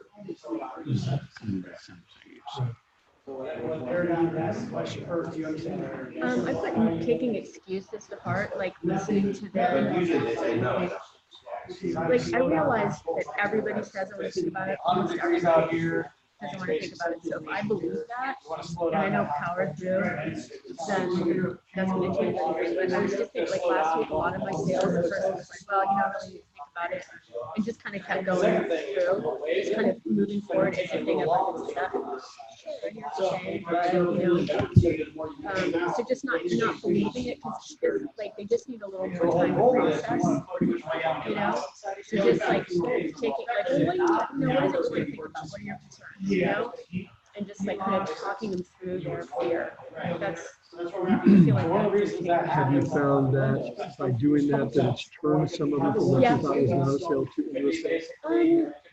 Yeah, because you know almost everybody says they want to think about it. Yours looks like a walk around. Right? And so I'm just like, all right, what do you need to think about? Let's talk about it. What's the problem? You know? Mine's very similar to yours in that I think I'm too understanding about why they can't afford it. Yeah, exactly. So you're listening too much to the excuses. So what can't you afford, or let's come up with a package that you can't afford, or you know. So like I think a lot of it is like framing the questions at the beginning and understanding that there's a serious money issue in the house and don't leave it impervious, right? I don't know. I don't think it's impervious. Obviously, that's going to be a money issue. Do you guys? Well, it depends on the house. That's what I mean. Like it, like kind of like get a sense of, you know, like dude, you know, like this last house that I'm gonna have a reset of. This is the one the woman left in the middle because the kids can go to work. But it was 2 kids like in their early 20s, right? And they own the house, and I'm like, how did the house is like full of like bonds, and they had like 5 roommates. And I'm like, how do they own this house? It turns out her parents had died and left her the house. And I'm like, so they don't have money. Like, you know, she's like works at ice cream shop, you know? But like maybe they do. And so you kind of start to feel it out. Like for those guys, I asked them what their budget was. You know, and I said, it's about $2,000 a window. What's your budget? You know, how much you guys thinking about spending? And they're like, well, not anything over 10,000. I'm like, all right, well, you can't get all the windows in your house. Let's come up with a priority list, you know? And just kind of like working with them wherever they're at. So if their money situation is that they can only afford one window, then just like start going towards the one window. So one of the things is when we put the window together, the spacer says, especially the spaces that are also. So just like, yeah, listen, trying to listen to their needs. Oh,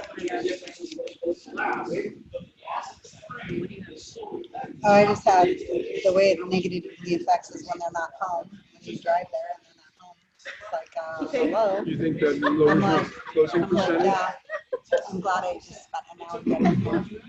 And, it's happened more this year than it's ever happened. I had it happen when I first got started. I had like 3 out of 6 in a Is it still row. happening? 'Cause it did happen. No, it hasn't been happening It's anymore. only had it happen. Yeah, it's random. Last month and a half is not happening today. Okay, so increasing RPL.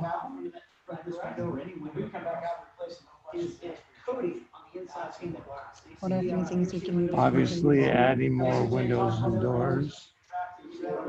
Obviously, increasing close rate. And sell impervia, I guess.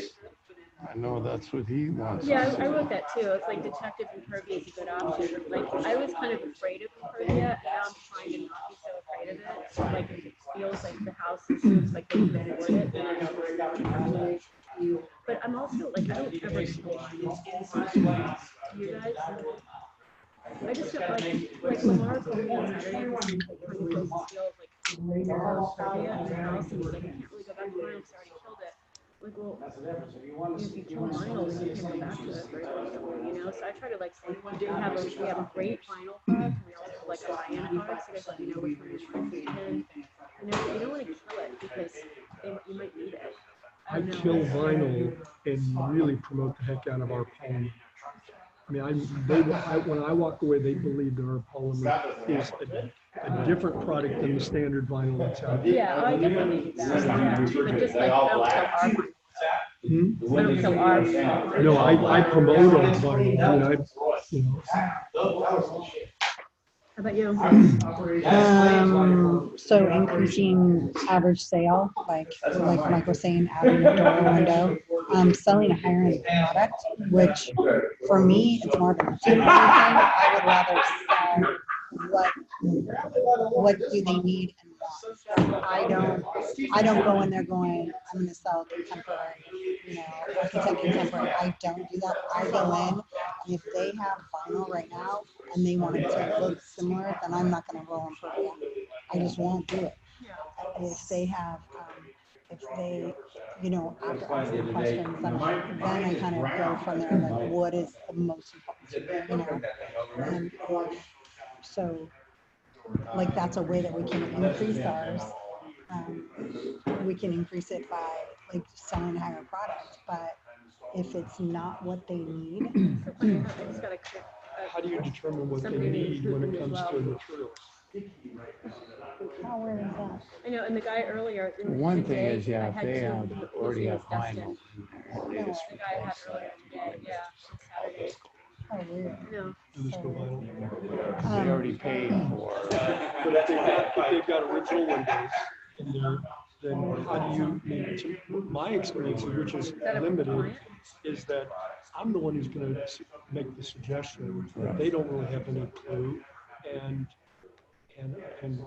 since I normally find that the 250 is shocking price-wise, the impervia scares the snot out of me to promote that. And I feel like if I blow them out of the water with 250, what's going to happen with the add a third onto it. Yeah. So I'm challenged when it comes to that. Woman is trying to keep herself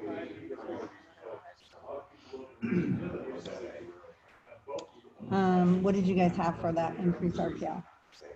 How to increase RPL? For me, is to try to get them to let me measure more windows and doors than what they brought me in for. Usually there's specific, they had something in mind. And so my thought was if I can get them to, by again trying to create the pain with the problems of the existing, how about if I check some of your other windows and stuff like that and see how they're doing and stuff. I've always been hesitant, especially like going up, if somebody hasn't shown me something upstairs, if they have a 2-story, I've always been hesitant to ask, because a lot of times people don't want you to see their dirty rooms or whatever, they weren't prepared to. And so, but again, I shouldn't assume that. What else did you have, Cynthia, for? I wrote the same. So I wrote detective and purview is a good option. Talk about other issues. I don't do that enough. So I mean, I usually just like I'm happy to sell anything and I run out of the house quickly. So it'd be good to like, you know, see if there's any. All right, let's stop. Here's the, we got 10 minutes to the end meeting. So what I want to discuss real quick is listening in, just from 10,000 feet over here. I'm staying out of you guys' way. Selling the solution based on the need doesn't have to be diarrhea of the mouth. It means you don't have to over talk it in that case, right? Sometimes we want to over-explain things. When you over-explain things, sometimes then it complicates things. So be careful with that. Be to the point, make sure you've taken care of it. Make sure you've taken care of the problem, and then get it a hand. And then get them to commit. Can you see how we've taken care of that? Is there anything else you feel like we need to do to take care of it better? No, so we can check that we can check that off? Yes. But move it in, get an explanation. Why is that big problem that we found on the inspection?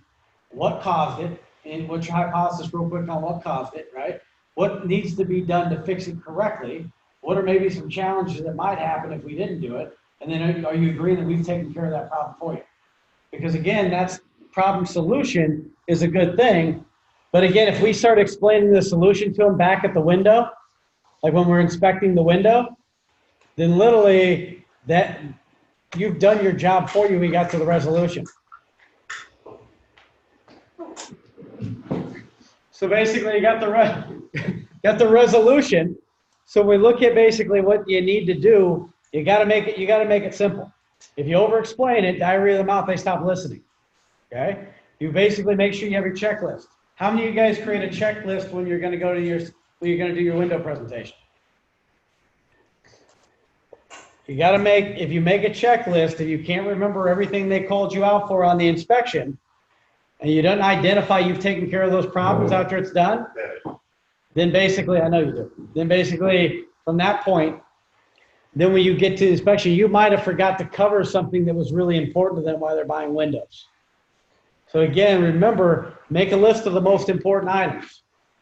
If you don't know the number one reason you were out there, and then why they're buying windows, then you probably need to go back and revisit that and pay more attention on filling up before you pour out. Okay? These six little questions right through here, you could do this on your own and role play and record yourself doing it. You're going to be your worst critic. So again, if you role play yourself going through this as you have presented to a customer, it's going to make you better. And that's the purpose of basically doing a little exercise like this. I'm giving you something functionally that's fair because you roll a dice. You can't prepare for what you're going to talk about next. This puts you on the spot like real life. And in real life, if I'm not put on the spot, I'm not going to accelerate to the areas that I need to. So again, we have to get good at not only going to the need or not knowing the need early, but we need to hang on to it, right? Cost of doing nothing is still expensive. By the way, has anyone gotten an estimate on what it costs to replace a broken glass pack in a house, like a seal failure? Yeah. How much did it cost? $900. What's that? $900. Woo! $900? For how many was that? I was at a customer's house in Del Mar. Okay. They wanted to replace one window, and the husband said, "I still want to get a quote on just replacing the glass pack." So I said, "Well, who would you call?" And he said, "Well, I don't know. We just Google." I said, "Well, why don't we do that?" So we got online, and I called the glass company, and they quoted me $900. Then I asked about how much argon had in it and so on, and then how they would replace it and so on. And then there was something, I don't remember what it was, but there was something that added to it, and then it was going to be like $1,100. And so the wife said, "I'd rather just buy the window." So, The size would be good. Probably like 48 inches wide by 16 inches tall. I know Baylor in Texas, we had basically bids from 4 different companies. It was just glass pack or just glass only. Because that's the biggest thing we walked into was people just wanted to replace their glass instead of their whole window, right? So we literally got estimates on it, ranged anywhere from about $275 per pane. So if there's 2 double hungs, that's per pane. So it's almost $500-600, and then all the way up to basically $500 per pane. So when you look at it, you were anywhere from basically $700, $600 on the cheapest to keep what they have, up to $1,000 to give them no more efficiency than what they currently have now, right? Not to mention, you take that by how many windows they have in the house. That was a great price impression you could use on the cost of doing nothing at all, because once you see one going around where you see the spacer system sticking out past the frame, that seal's about to break. So if you go around and start looking at the other one, talk about how many more basic windows are in there, you start calculating it up, then what happens is the cost of doing it right compared to doing it wrong is a small bridging gap. So even if it's 10 grand to basically do it wrong, to go back and replace all the glass packs into it, and it's 20 to do it right, all you're doing is you're selling the difference of 10 grand worth of value, right? And when the other windows have no weather stripping, they basically have no seal, the seals and gaskets are worn out, the basically glazing bead on the outside has to be redone, and good luck matching it. There's no warranty, 30 seconds to 30 feet on that stuff. There's no gases that are generally able to put into a lot of glass companies. They erect that in a warehouse. They don't erect it in basically the right environment inside of it. So again, they're setting themselves up for failure. A lot of them buy their glass pieces from another company, or they'll order them made to order from another company. So that's what they're paying a markup. So it's just like our business. So when you look at it, you start selling against that stuff, start figuring out the whys. Having a couple of estimates for glass pack replacement and what the warranty is on it printed out or handed to you or wrote on basically a contractor sheet, that stuff can come in pretty damn handy. And I know a lot of the business that I would take away from customers would be I already had an estimate of something that was like them, a small mom and pop, a big national brand, whatever it might be, and I would basically utilize that when I was in the house. And that whole line, I said, hey, if I could save you 2 hours and give you the next basically 6 minutes, I'm sure it'd be worth your time.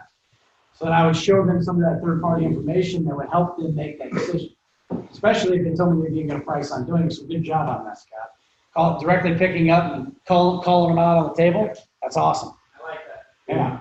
And I've seen situations too where they change the glass, especially on aluminum frame, and the window doesn't lock anymore because it's changed the actual frame. There's not a spot for the lock to go in. Oh yeah, now you're in security, right? A lot of times that happens with vinyl too. When they take a vinyl window and you replace, let's say, a double hung or a glider, they'll take a new vinyl like sash, and then put it in with an old vinyl sash.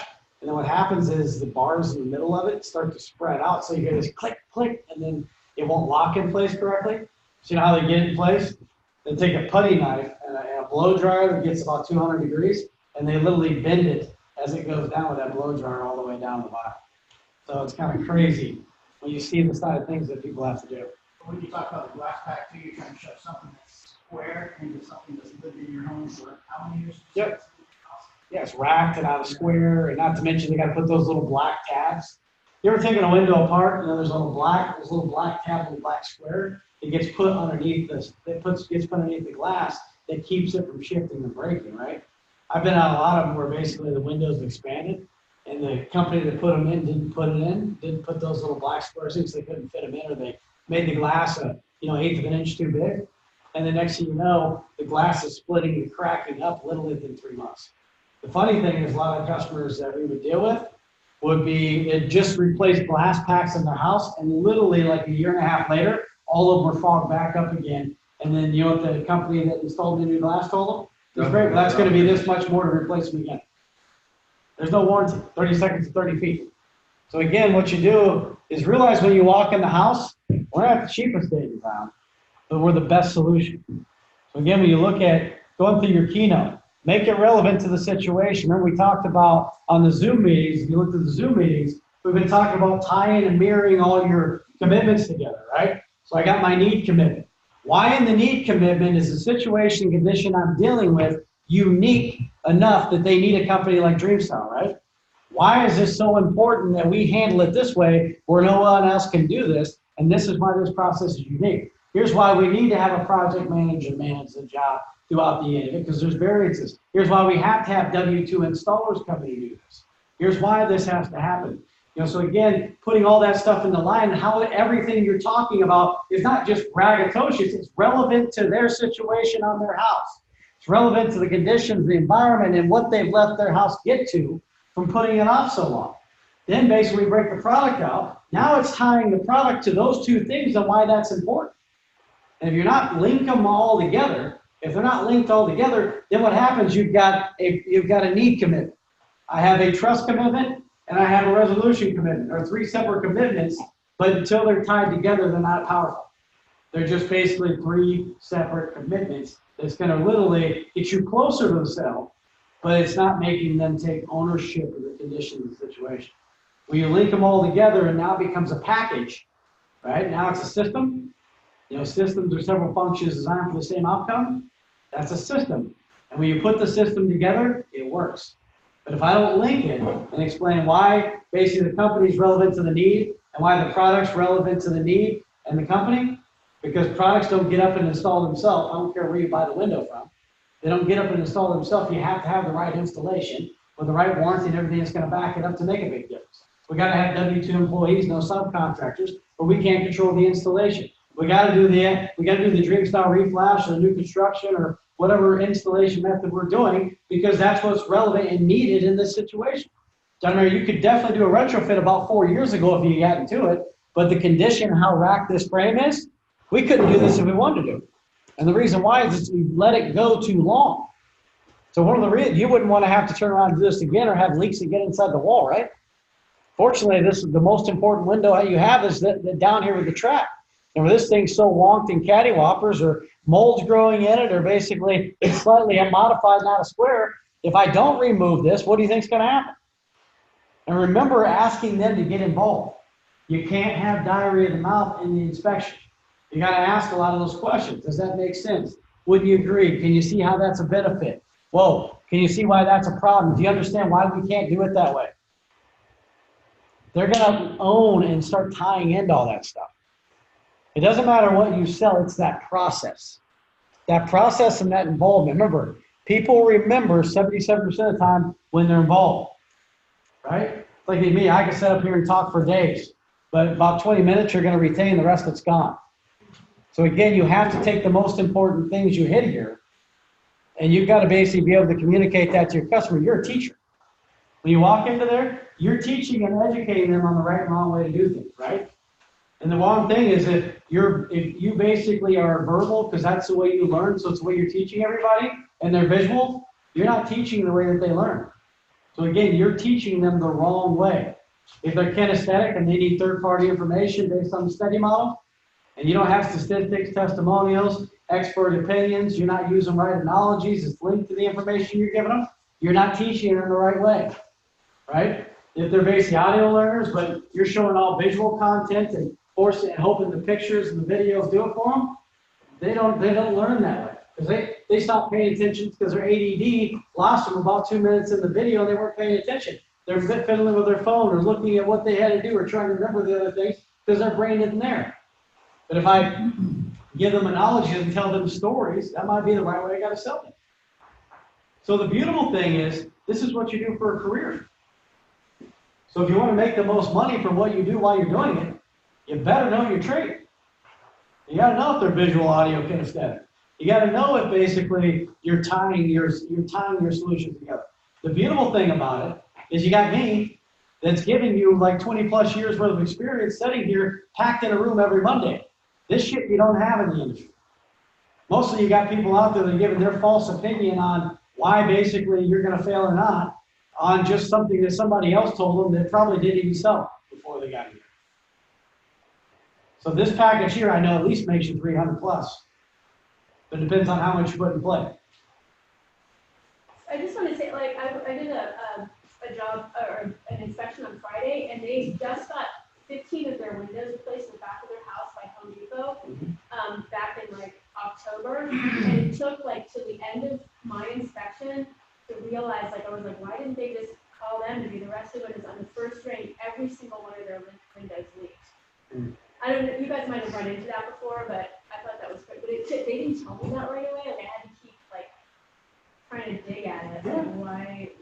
calling me, you know, and they were trying to get it down to like half the price that I was charging, and I'm like, well, why, you know? Mhm. So, yeah, I mean. And it's big, opening, that's awesome. Because when you open people up like that, you find out, I always like, a beginning question in the, I try to get, because I don't want you guys to go learn just to sit at the table and start asking a bunch of stuff and that be the only way. Because again, with your reds or your yellows, you're off track, right? So you got to get them to the windows first. So that question and that question asking and information pulling should never stop. It's kind of like a warm up. A warm up never stops. You should always be asking, especially if you see your windows or doors or something. Well, that's great, man. How'd that go? How was the process? Tell me what happened. What would you like to see repeated? What things you like to change? Can I ask you just a question that's like the elephant in the room? Why didn't you call them back out here to take a look at this? Because they're like, oh my gosh, how hard was it to get a hold of somebody to get them out here and take care of it? Now misery needs company. Now you can sit in there with them and talk about somebody you know that's went through the same situation, right? But that's good. That's pulling that information out. It's going to help you sell it. Now I'd use that same story you told me right through there. I'd use it on your next 10 leads. Yeah, because that's just information that you're gathering. That's like social proof, right? And then I would have, I mean, if you end up selling somebody like that, I always have people like that write me a testimonial letter and then to explain to me why they went with me rather than them. So, did you sell it? He just called me back and said he wants, it was a one-letter. Got it. So he actually just left me a message. Well, good. That's good. It's good news. But again, guys, remember, don't focus on the excuse, focus on the solution. Remember, if you wrote down on that list how many hours you practiced your trait last week and it was less than an hour, ouch, ouch. You got to set aside, if you set aside basically 15 minutes a day, by the end of the week, at least you're close to an hour, right? You're over an hour. So 15 minutes a day is going to at least give you an hour worth of training. If you want to invest into your income, invest into your future, and you got to at least set an hour aside a week to basically get better.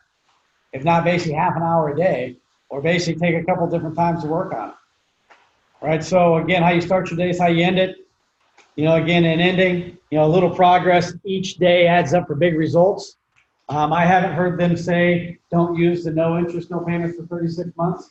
But you hear from me, push it like hell, and then get our number back up over 30. Again, get our number back up over 30 at the end of the month, no questions asked. Don't be that person that causes you to stay under. Figure out any way you can to get in front of customers and get that moving. I'm not interested in hearing excuses. I'm only interested in hearing solutions. If you got an idea or something that's working you want to bring to the group, man, post it on, post the cool things you're trying, the cool thing you're doing on basically GroupMe, or when we get into basically the next app system right through there, the workspace, then literally start posting that stuff to help each other out, man. Somebody was new too at one time, right? Somebody's got something that's working, help the team. Everybody runs their own individual leads. There's no reason not to shut it up. All right, let's hoot it and get the heck out of here. Who they think gonna beat SoCal? Nobody. Have a good day, guys. Appreciate you.